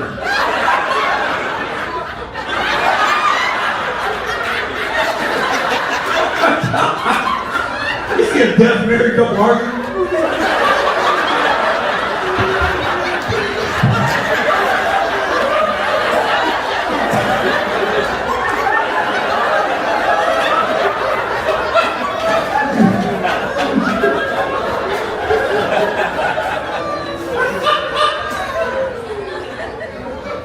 I did a deaf girl once.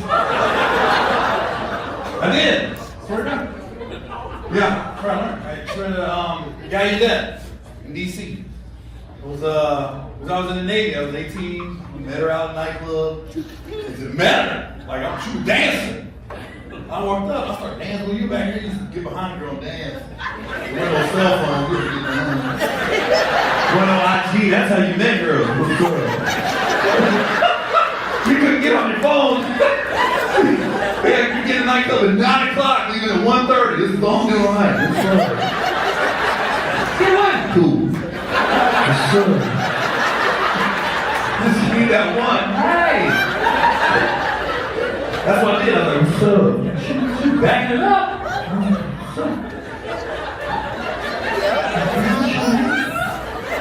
No, she's backing it up.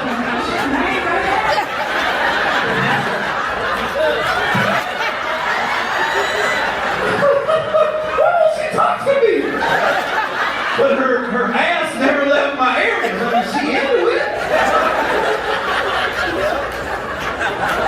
Well, come to find out, the club was called Traps in DC. And it was huge, but they had small rooms. And I guess all the deaf people gave that, they would always go in one of the small rooms so they could feel the vibrations off the wall. So that's how she was on the beat, you know?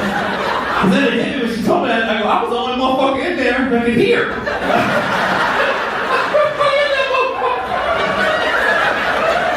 I was talking, it was just quiet.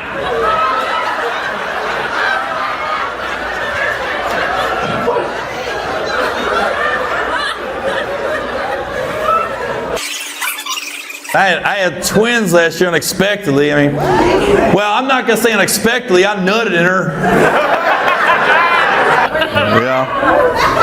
Or they're always black. What the She said, are they black? Duh. Does he suck?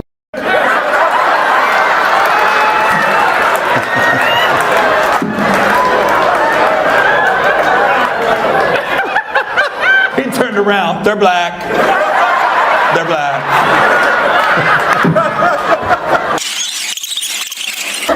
She's gone. She's gone. She's dead. She died. Mouth open.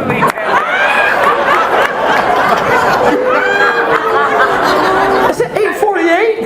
8:48? She's not gonna remember nothing. Both of them. I ain't never seen love like this. This is the kind of relationship I want. You're fucked up, I'm fucked up. You pass out, I pass out.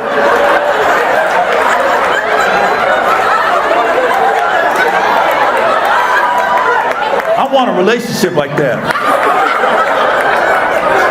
We all laughing at him. That's love on another level. Because he was awake, he was fine. He wasn't drinking, he was trying to calm her down, and then she went to sleep and he went to sleep. No. This is the greatest homeless couple I've ever seen right there. You're going to see them on 15 in about an hour. Underneath an underpass. Look, the entire staff's up here. What you going to do? Like, what do I have a meeting in mind? Do we wake them up? We wait till the show's over? Do we call an ambulance? We got the smelling salts. Let's wait till the show's over. They're good right now. She dead. Okay, no, they're up. They're up.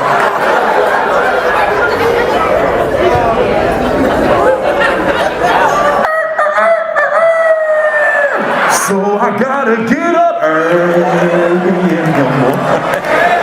Find me another lover.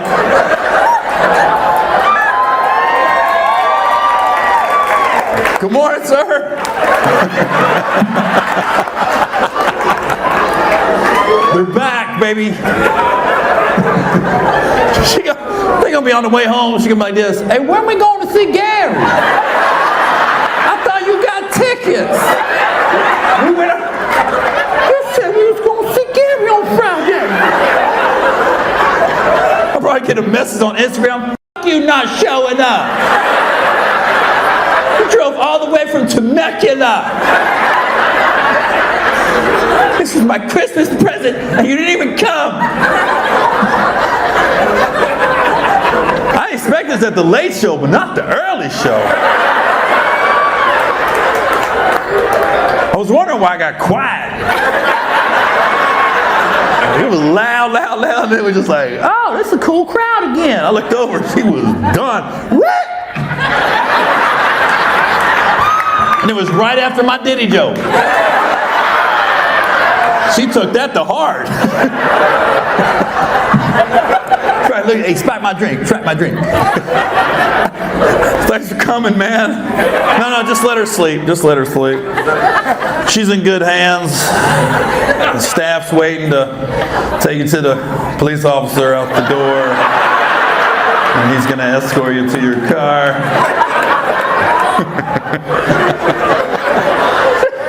She's going to be on the back of the cop car. Did you get a new car?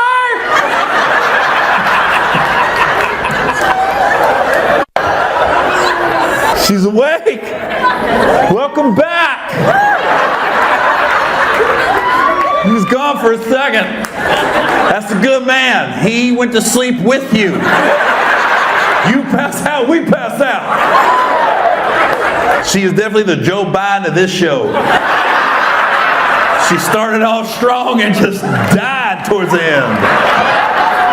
Woo! I'm going to change this country.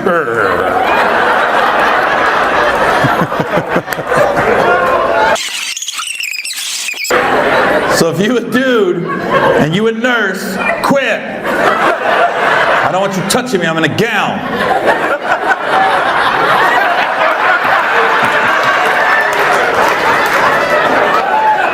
Just checking on you, Gary. I have brain surgery. Why the f*** you checking my leg, man? Gotta make sure you have the blood vessels to work. It's fine. How long you guys been married now? 8 years. Oh, 8. That's good. Where'd you guys meet at? Work. Like, what's that mean? NASA? Chipotle? Where? Are you an astronaut or you on the line? What are you doing here? We both work at Amazon. Oh, Amazon? Like the warehouse? That's good. You guys steal? You guys still like packages? You don't steal nothing?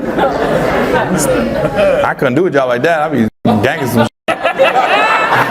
My house be off the chain. Where'd you get all these TVs?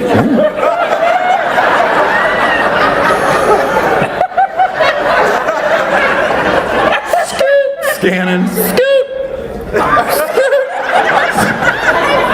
Every time Gary works, we miss it. Were you guys on the warehouse floor? I was. What was he doing? What was you doing? Management. You was looking down? Who's the new girl? Send her to my office. Pretty much. You like being on the floor? Would you like to be in management? Because management would like to be in you.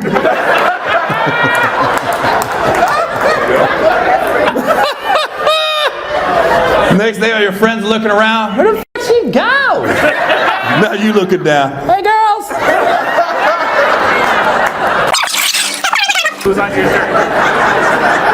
Oh, Randy Moss. He got cancer. He beat it. So he got the hoodie.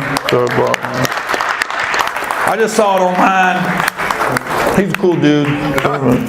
He's a cool guy. So I was like, all right, I'll support. That was a great question. Thank you, gay guy.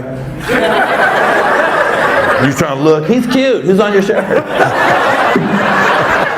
raises a lot of money for cancer. Oh, he raised a lot of money for cancer. Yeah. No, Randy's good. He beat it. How's your relationship with your older kids now? He's good. We're good. We're good. Yeah. Oldest is a gymnastics teacher now. He's not gay.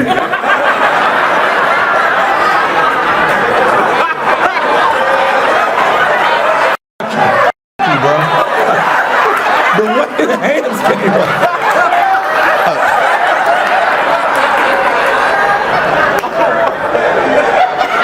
He's not gay. He's fucking the other instructors, the girls. He's the only guy at the gymnastics school. Getting all the that was kind of a questionable profession. Hey, gymnastics instructor. He was like, ooh.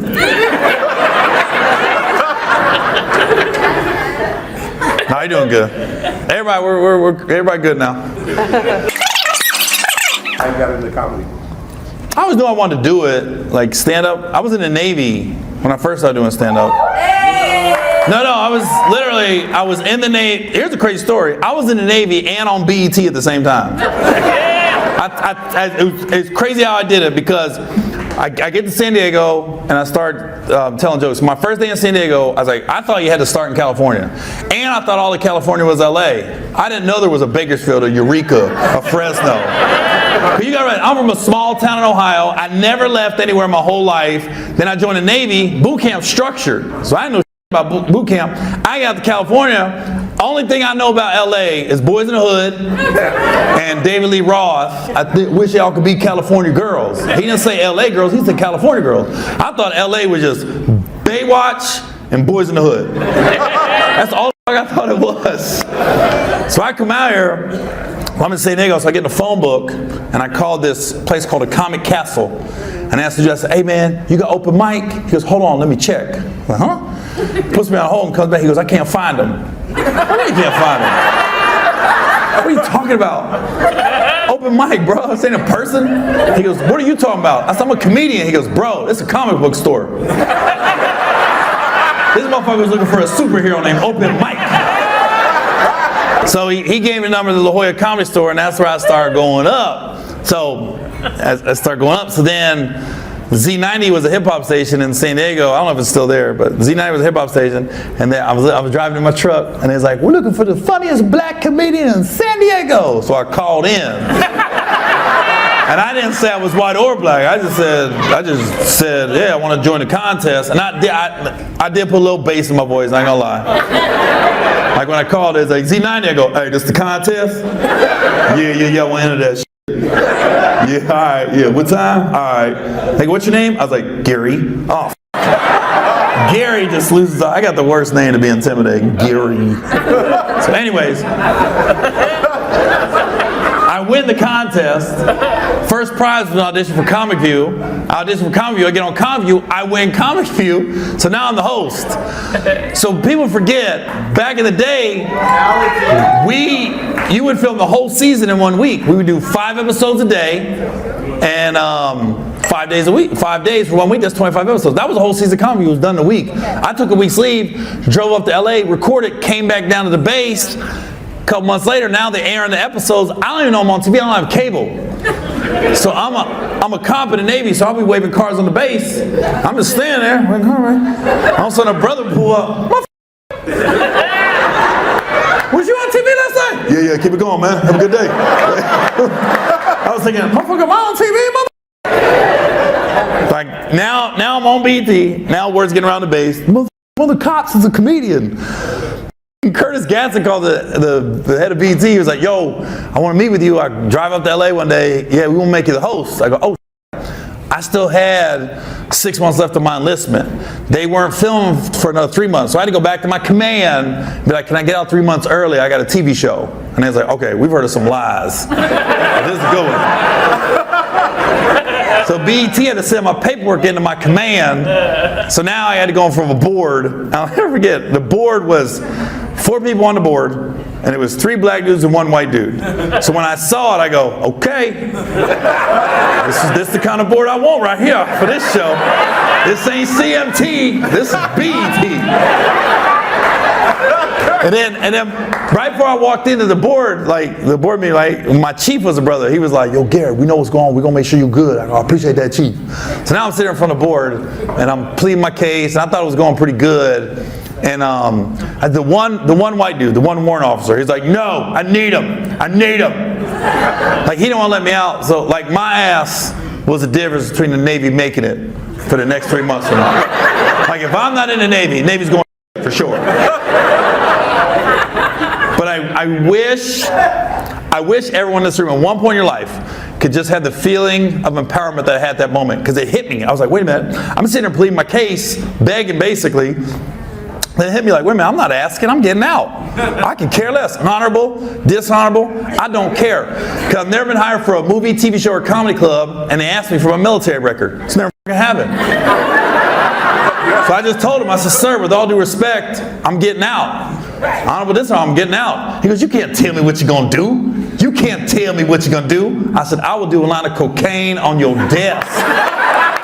If that's what it takes, then that's what I'll do." That stood up, "What the f*** you say to me? What the f*** you say to me?" And my chief was like, "I think he said do a line of cocaine on your desk."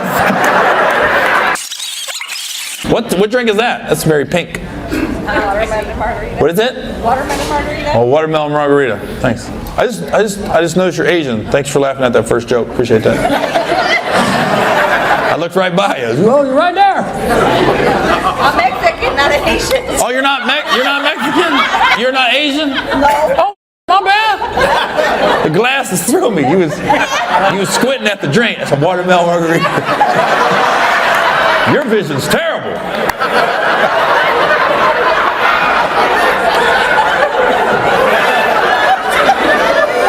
It's like, I'm Mexican. She got mad too. I ain't Asian. And then her eyes got more square. I'm not Asian.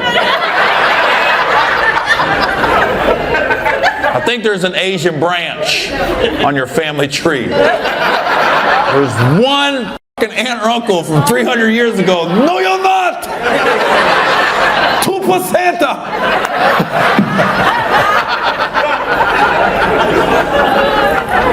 You ain't have no uncles in the military, went to the Philippines or something like that?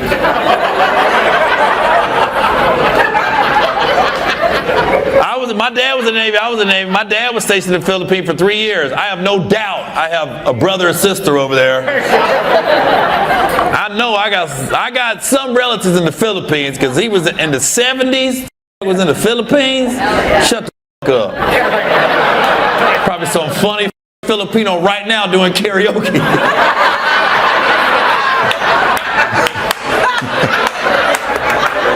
Pay not like bus. Pay not like bus. Pay not like pus.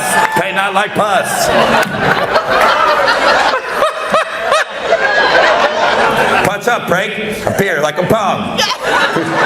Filipinos got more P's in the alphabet. A, P, C, P, E, P, G. You ever been cussed out by a Filipino? You'd be confused as fuck. I was stationed with a Filipino dude. He cussed me out one day. I don't know what I did. He goes, "Hey, fuck you, Perry." What'd you say? "Fuck you, Perry." I was trying to say, "Fuck you, Gary," but that shit came out, "Fuck you, Perry." I used to love Filipino food when I was in the Navy. Lumpia and pancit. Lumpia came before egg rolls. I found out. I looked it up. I don't know why I looked at you. You're not Asian, but.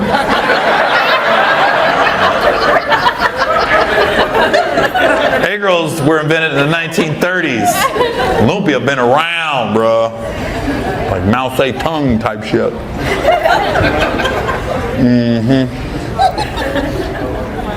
I was thinking, when you come out here, first thing you think of is the movie Friday.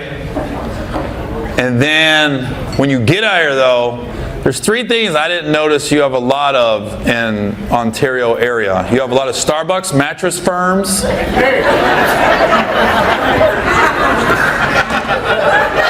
Quite a few Asian massage parlors. Not looking at you.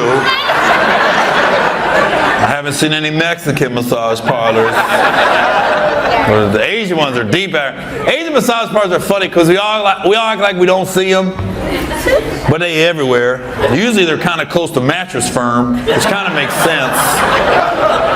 Well, did you go? No, I didn't go. I just got here. No, I said I haven't been. I didn't lie about that. I'm dead ass. Like sometimes sometimes I'll be like, I might go, but I'm like, nope. I'll be thinking that would be the day. Can you imagine? At least I'm a comedian. I'd still do my shows. I'm like, I'm sure you guys heard.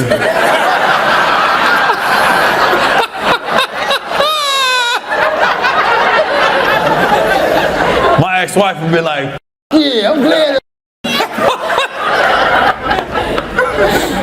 I guess it would just be a fine, right? You wouldn't like get arrested. You going to jail? What would happen? I ain't got to register as a pedophile. What? What kind of YouTube searches you doing? No, you register as a pedophile. I don't think little girls are in there.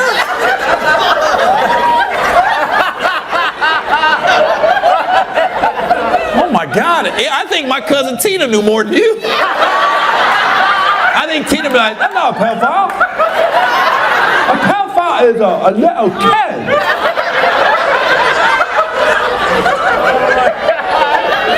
Even your dude was like, what the f***? You're going to hear about that in the car the whole way over. What the f*** is you doing, pedophile?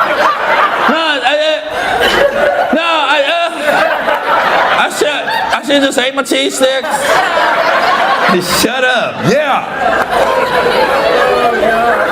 Oh my God. What were you thinking? Like they're of age. What were you gonna say? Like, do you get arrested? Like arrested? Get arrested, yeah, at least at night. A night? They don't care, bro. I don't think it. I think it would depend on the cop. If you get a cool cop that's probably been there himself.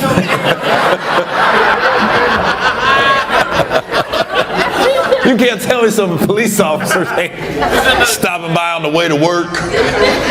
Oh, hello, welcome back. Oh, you take care of me. I'm gonna ride on by today. Hurry up, come back here.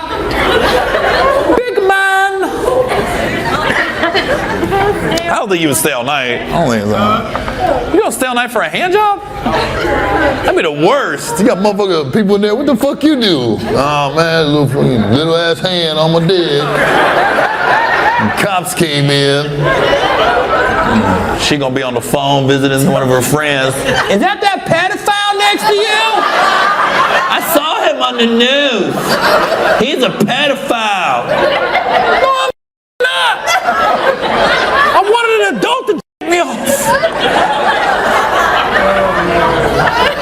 Are you guys married?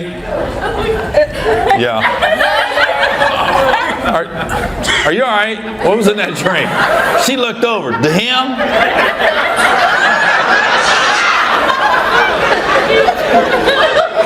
I don't want to talk to you no more.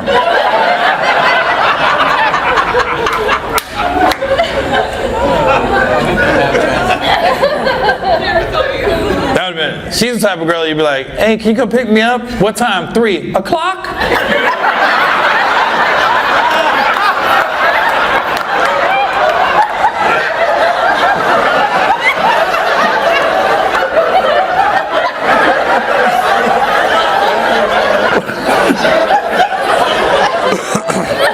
I know you probably don't get it. You're probably still trying to figure it out. I mean, that's the clock, right? At 3. It's after the 2 and before the 4. I don't get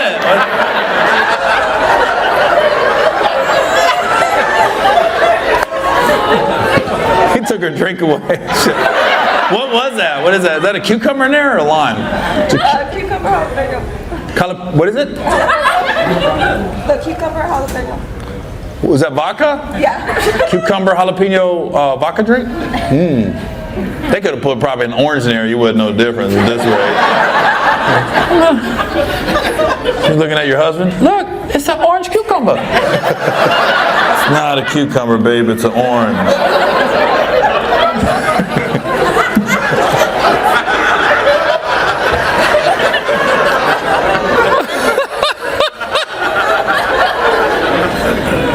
She was cool with the vows at the wedding, right?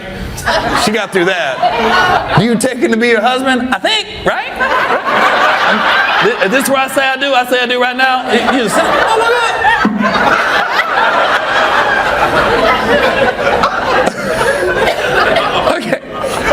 Okay, I'm going to say I do right now. Okay, I'm about to do it. Is the camera ready? I do. You may now kiss the bride. We're doing French. Or we're just going to do the lips.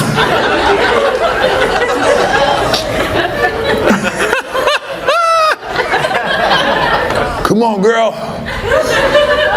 Let's do it doggy style. She just looked at you.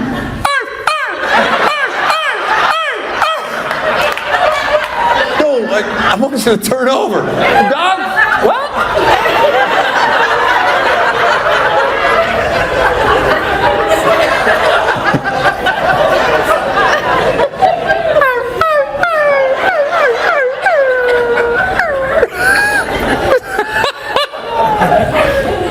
You like that?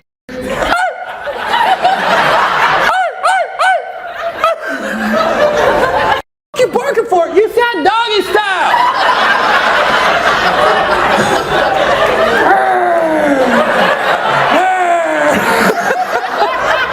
Come on, girl, suck my doggy style.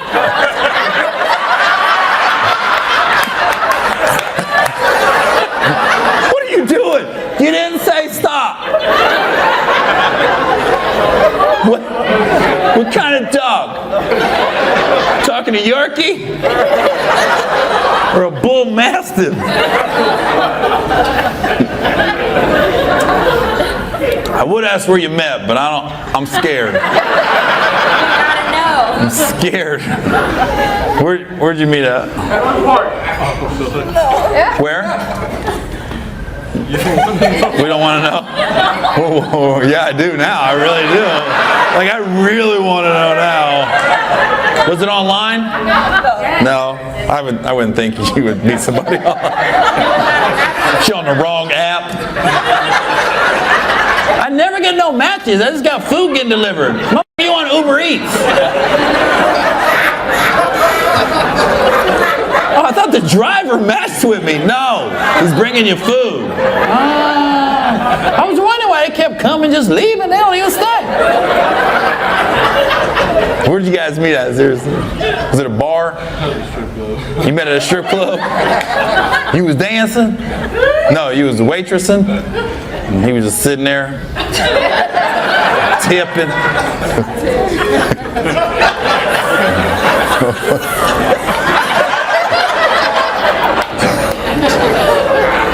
That's hysterical, man.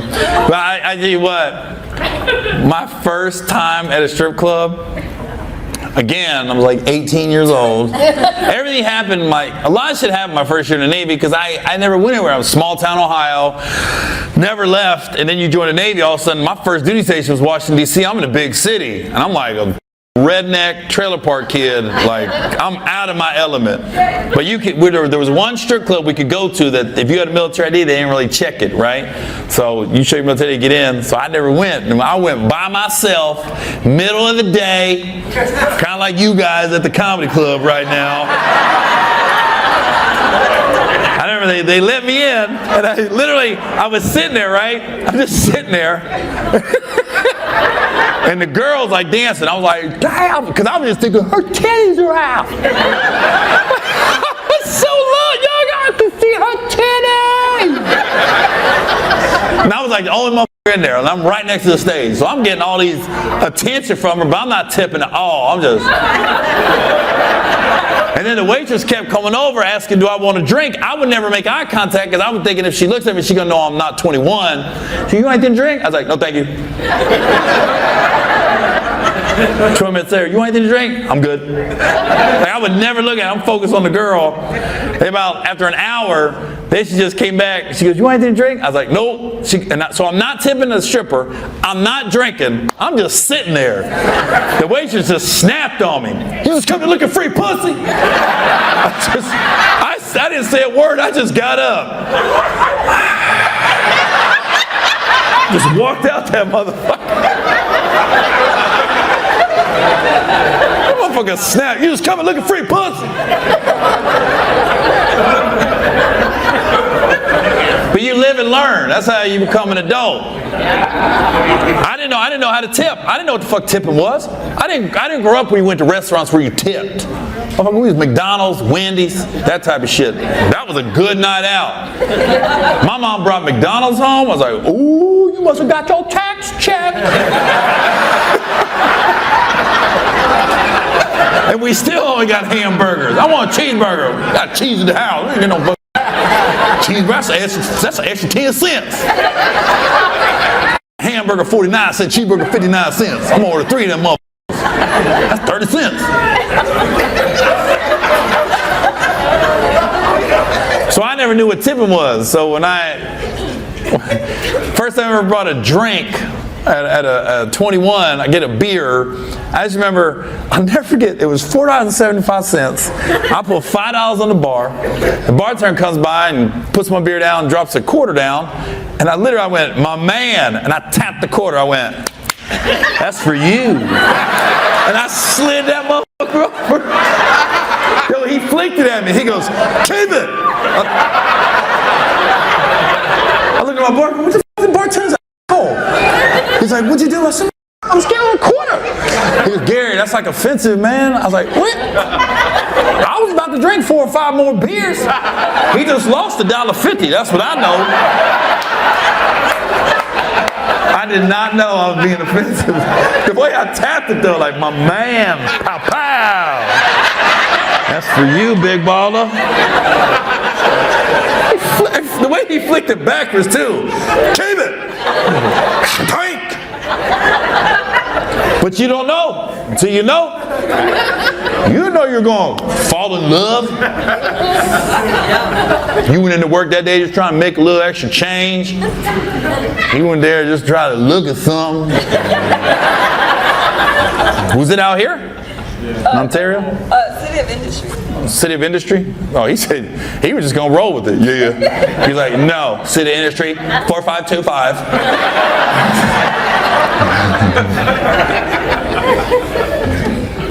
That's cool, man. You never know you're going to meet the person you fall for, you know? My ex-wife, Shaq, introduced us, of all people. She worked for Shaq. And I hope she didn't fuck him. I don't know if she did or not. She might have. Who knows?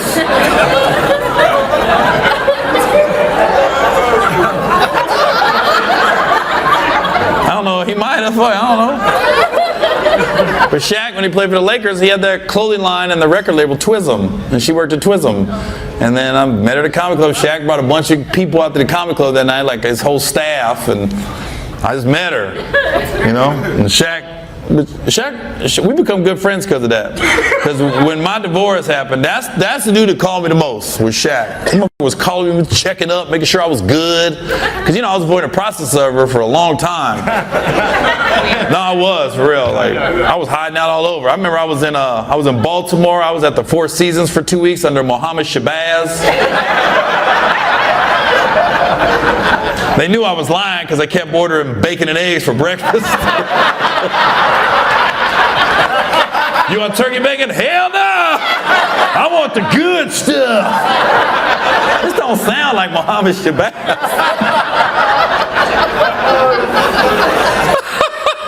I told on myself. Now, Shaq always be calling me though, but every time he would call me, I don't know what we talk about.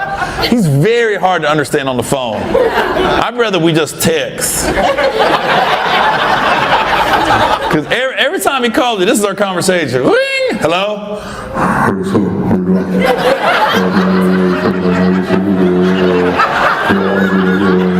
Yeah, I know.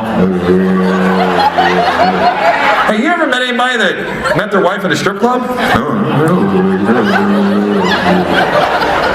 I did. All right.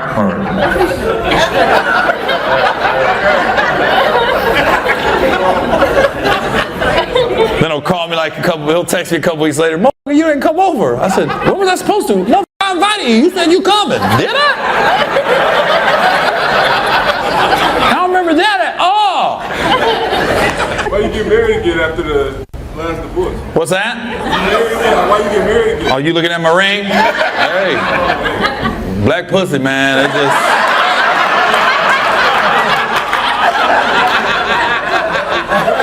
Something about it. I got a prenup this time, though.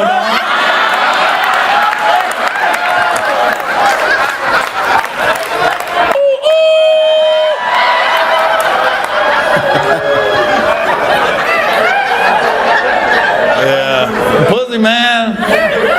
Cause you get through a divorce, I'm never doing this shit again. You get some good ass pussy, like, well, that's what you want. Marriage is about the woman. It's not really about the dude. And she wants, that's fine. I said, all right, but we gotta get a prenup. She wasn't happy. She was like, oh, I feel like you're waiting for to get divorced. I said, you gotta prove to me you like me. For me, I done went through some shit. I got PTSD, motherfucker.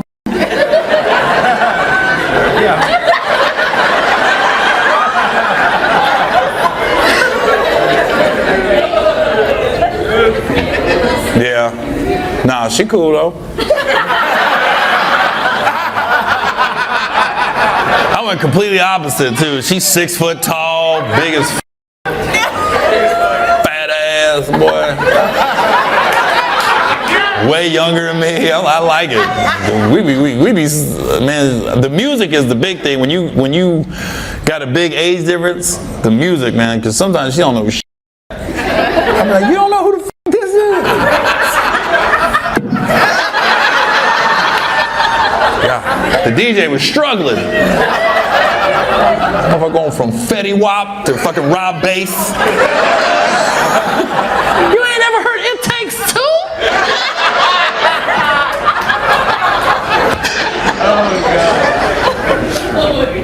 Yeah. How old is she? Pussy, man. Don't get in all my business, bro. Stop while you ahead. How old is she? She a Sag. Who is she? A Taurus? She's tall with good pussy.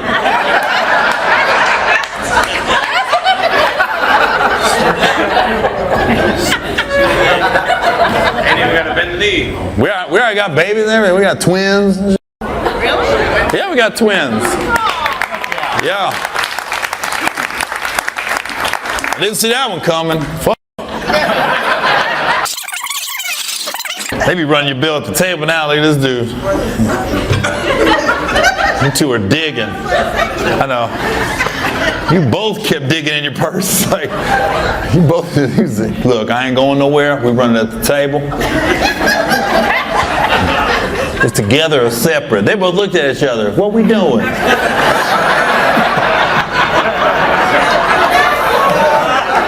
We going together or separate? Bitch, you know it's separate. Why you always asking me? We just together. We ain't fucking. Is we fucking? Okay, it's separate then. Don't look at me. Why you always, every time we go out, you looking at me like, you got it? No, I don't got it. Because the one in front is not happy about it. She grabbed her purse. Pulling shit out. Was it separate checks? Yes, it was. I knew it. He was standing there too long. I knew, because he was over there like, all right, you ready to pay your bill? He was leaning over. At one point he got up. He goes, God damn, where the fuck is your credit card? Okay, you got Chase? Who you bank with? Who gives a fuck? Pay for the goddamn nachos and shut the fuck up, Cheryl. It's always a Cheryl. There's some names comes with a stereotype. Cheryl. I was gonna be a little drama with Cheryl or Rhonda. I never met a Rhonda that just had her shit together. Every Rhonda I ever knew, something was fucked up, was a hoe. If your name's Rhonda, I just assume we're gonna fuck pretty soon after we meet. Even with male names, Rodney. I never met a Rodney that just had his shit together. If you ever grew up with a Rodney, at some point as an adult, you will get this phone call. Hey, you hear what happened to Rodney?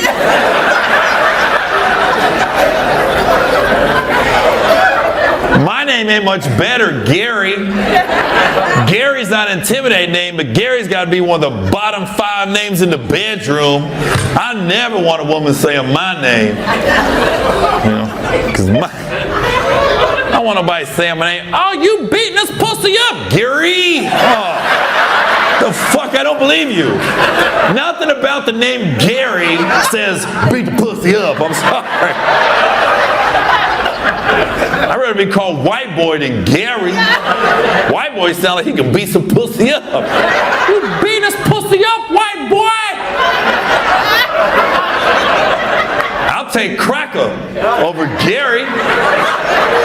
You beat this pussy up, you cracker motherfucker! Yeah, you taking this whole saltine sleeve tonight.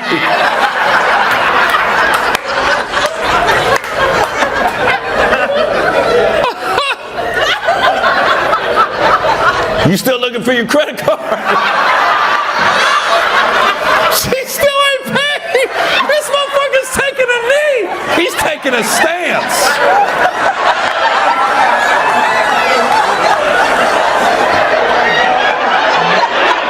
This motherfucker, he brought back the George Floyd. He's like, they good now? Okay. Oh my God, dude. I'm looking over here and say he ain't moved in 15 minutes.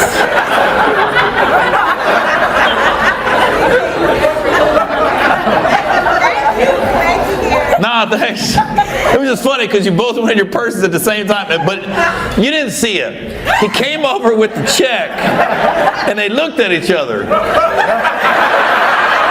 And then they both just shrugged their shoulders. All right, separate? Okay. You should have had that discussion before you got here.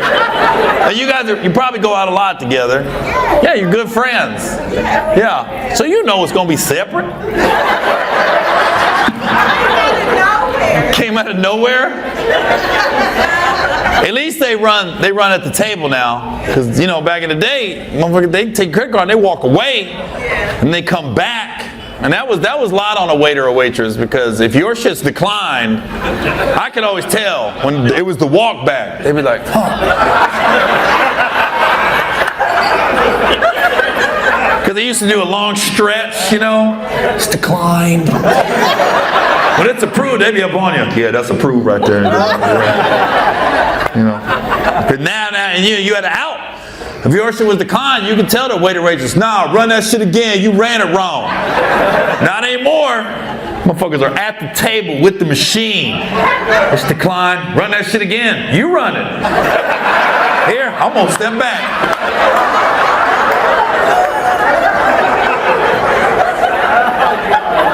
What is that? You're scanning your bill? Yeah. Oh, you scan it now? Yeah, on the receipt? Yeah. That's cool. And then you pay for it. You just pay right there. Yeah, just right there. That's cool. I'm not paying for it. We're not like, now I'm on your team. Shut up. We're just friends. I don't pay for my friends' food. Somebody in the back, that part. That was a girl that said that too. Usually a dude would say something like that. That part. We ain't f***ing, I ain't buying. That is the worst, man. When you out there dating and take her out to eat and then she don't give up nothing. I don't give a fuck about, most guys be like, I'm not taking you to steak and lobster unless I know we f***ing. I don't don't even like going to Krispy Kreme. How many donuts you want?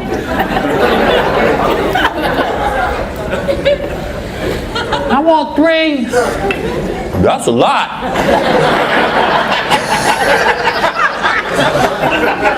You trying to get Bavarian cream? That's a nickel more. I was kind of cheap when I was in the military. I was cheap when I was in the military. I was cheap. Yeah.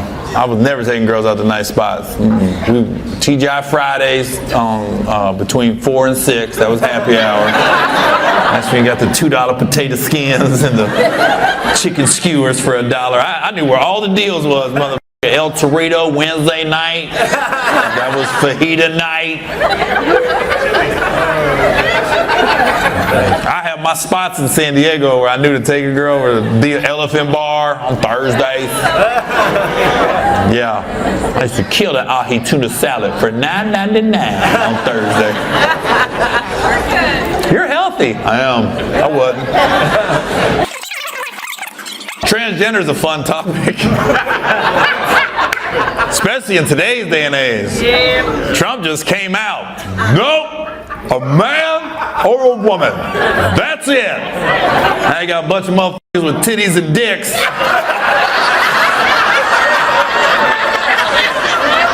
What the fuck am I?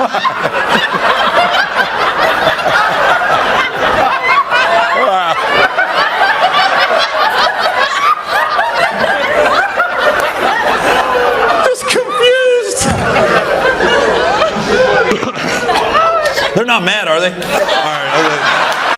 I thought they left. Fuck him. I love my cock. I thought they got pissed. They got him right there. We're done. We're done. What you mad for? I just got the dick 2 weeks ago.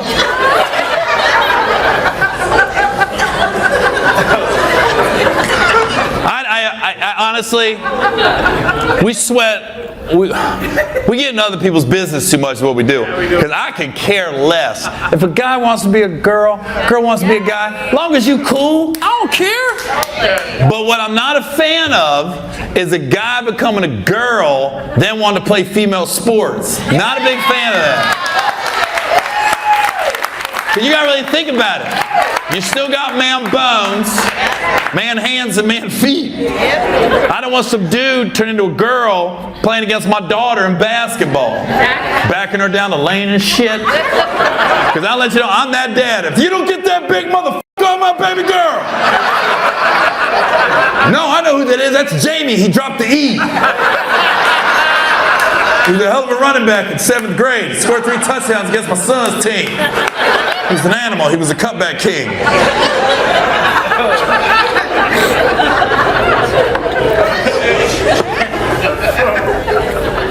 What's funny is, like, I'll see dudes online, and I even got a couple buddies, just to be completely transparent, that have dated transgender women, and it's so funny to me when they try to convince me that it's 100% woman, you know? Let me say, no, Gary, no. It's 100%. You got the surgery, got the hormones. It's not a man, it's 100% woman. I'm like, I'm glad you telling yourself that. It's not 100% woman. Stop. Just be honest with me, Gary. I'm a freak. I like freaky shit. I'm like, okay, we can still be cool, but don't try to convince me you straight. Like you straight, but you ain't straight. You straight, but you hitting that roundabout and coming back. You ain't going straight down to 10. You gonna get off an off ramp and get back on. I'm straight to the ocean with this shit. I ain't getting off at all, motherfucker. Motherfucker, I go to Charlotte on the 10. I ain't getting off. Because you gotta think about it. It doesn't matter how many surgeries, how many hormones they take. It's not 100% woman. Because every time that transgender woman goes down on you, that's a man mouth sucking your dick. That's a man tongue with man lips and man teeth. They didn't change that. I know Charlton and the Charlene, but that's still Charlie's mouth. Down there sucking dick sound like Shannon Sharp. Oh! That's my Michelle. Facts. It's true. Welcome back, girls. You had me worried. I thought you got mad. And I was like, what you do with tits and dick running around? And all three of you was like, yes! Now your dude's like, no, they're good, dog. I mean, her brother's questionable. That's we all got that gay relative. I think everybody has a gay relative at some point. Second cousin. You're saying no, but trust. There's somebody. And you're always shocked when you figure out who it is in your family. You're like, shut the f*** up, Derek. Yeah, Derek's got a boyfriend. I remember when I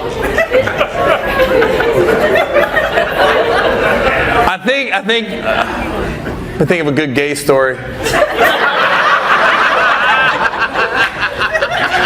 Okay, when my son was 13, he had a birthday party, right? And then it was at a bowling alley, and I remember I had to take a bunch of kids home after the party, and I'm dropping all these kids off, and it ended up the last three was my daughter was in the passenger seat, and my son and this dude was in the back seat, and then he was our next door neighbor, but our house was all spread out. It was like neighbor, but not really. He had a long driveway. So I asked him, I said, hey man, you cool if I drop you off at the bottom of the driveway? He was like, it's fine.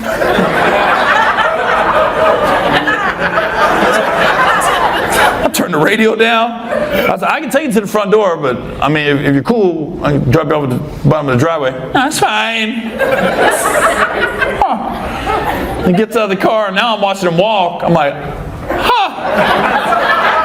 I remember, I look back at my son, and my son goes, yeah, Dad, he gay. I was like, oh, I'm glad you know.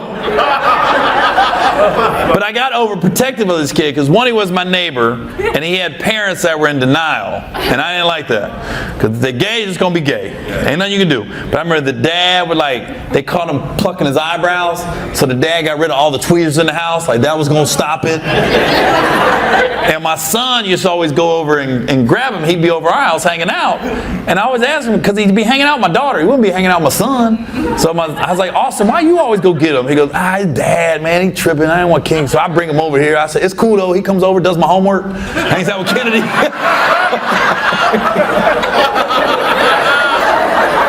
was like, what'd you say?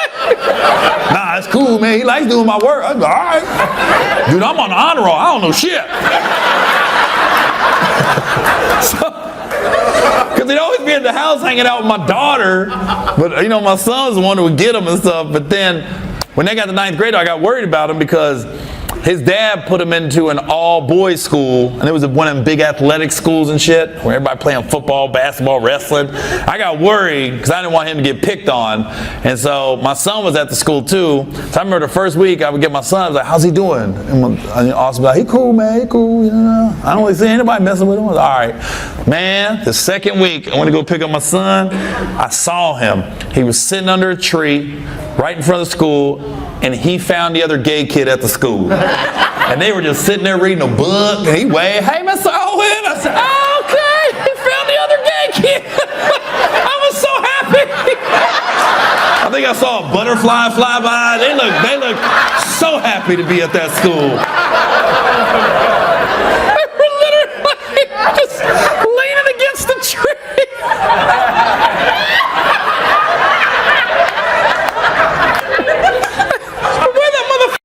Hey, Mr. Owen. What? And I waved back like he did. I was like, good seeing you. Oh. What's up, man? All right. He sucked me into his world.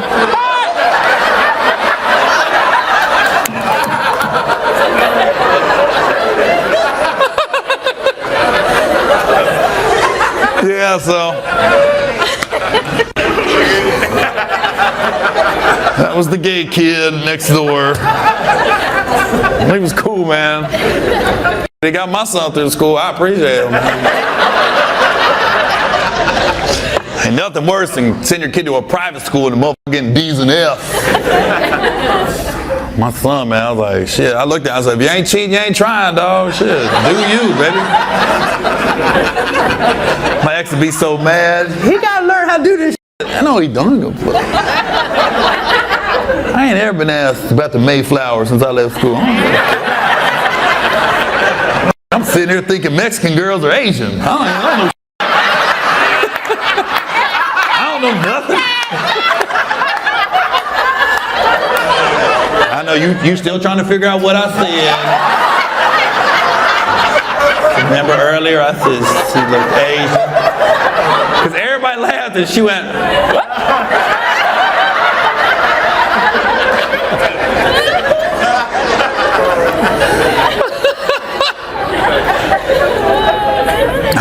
Yeah, we're wrap this up. Do you guys have any questions in the afternoon? I feel like this is a TED Talk at 3 o'clock. You don't have to raise your hand. You can just yell it out. This motherfucker thought he was back in school. Oh, I didn't call him. What would you like to know?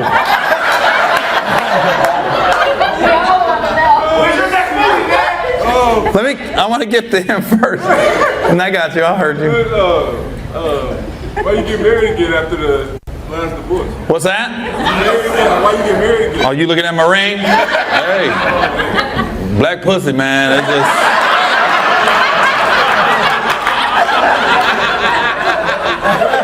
something about it. I got a prenup this time, though.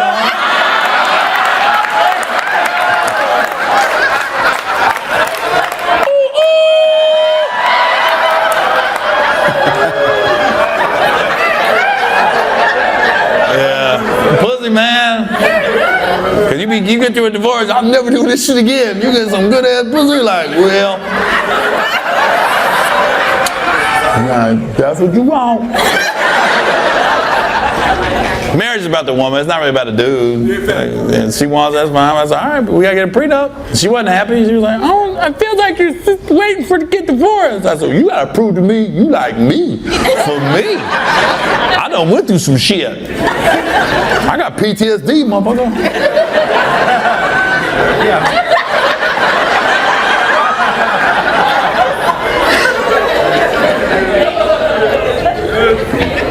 Yeah. Nah, she cool though.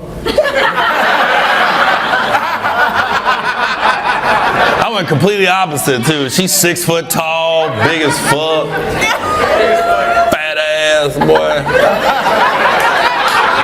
Way younger than me. I like it. We be man. The music is the big thing. When you got a big age difference, the music, man. Because sometimes she don't know shit. I'm like, you don't know who the fuck this is? Yeah. The DJ was struggling. Motherfucker going from Fetty Wap to fucking Rob Bass. You ain't never heard It Takes Two?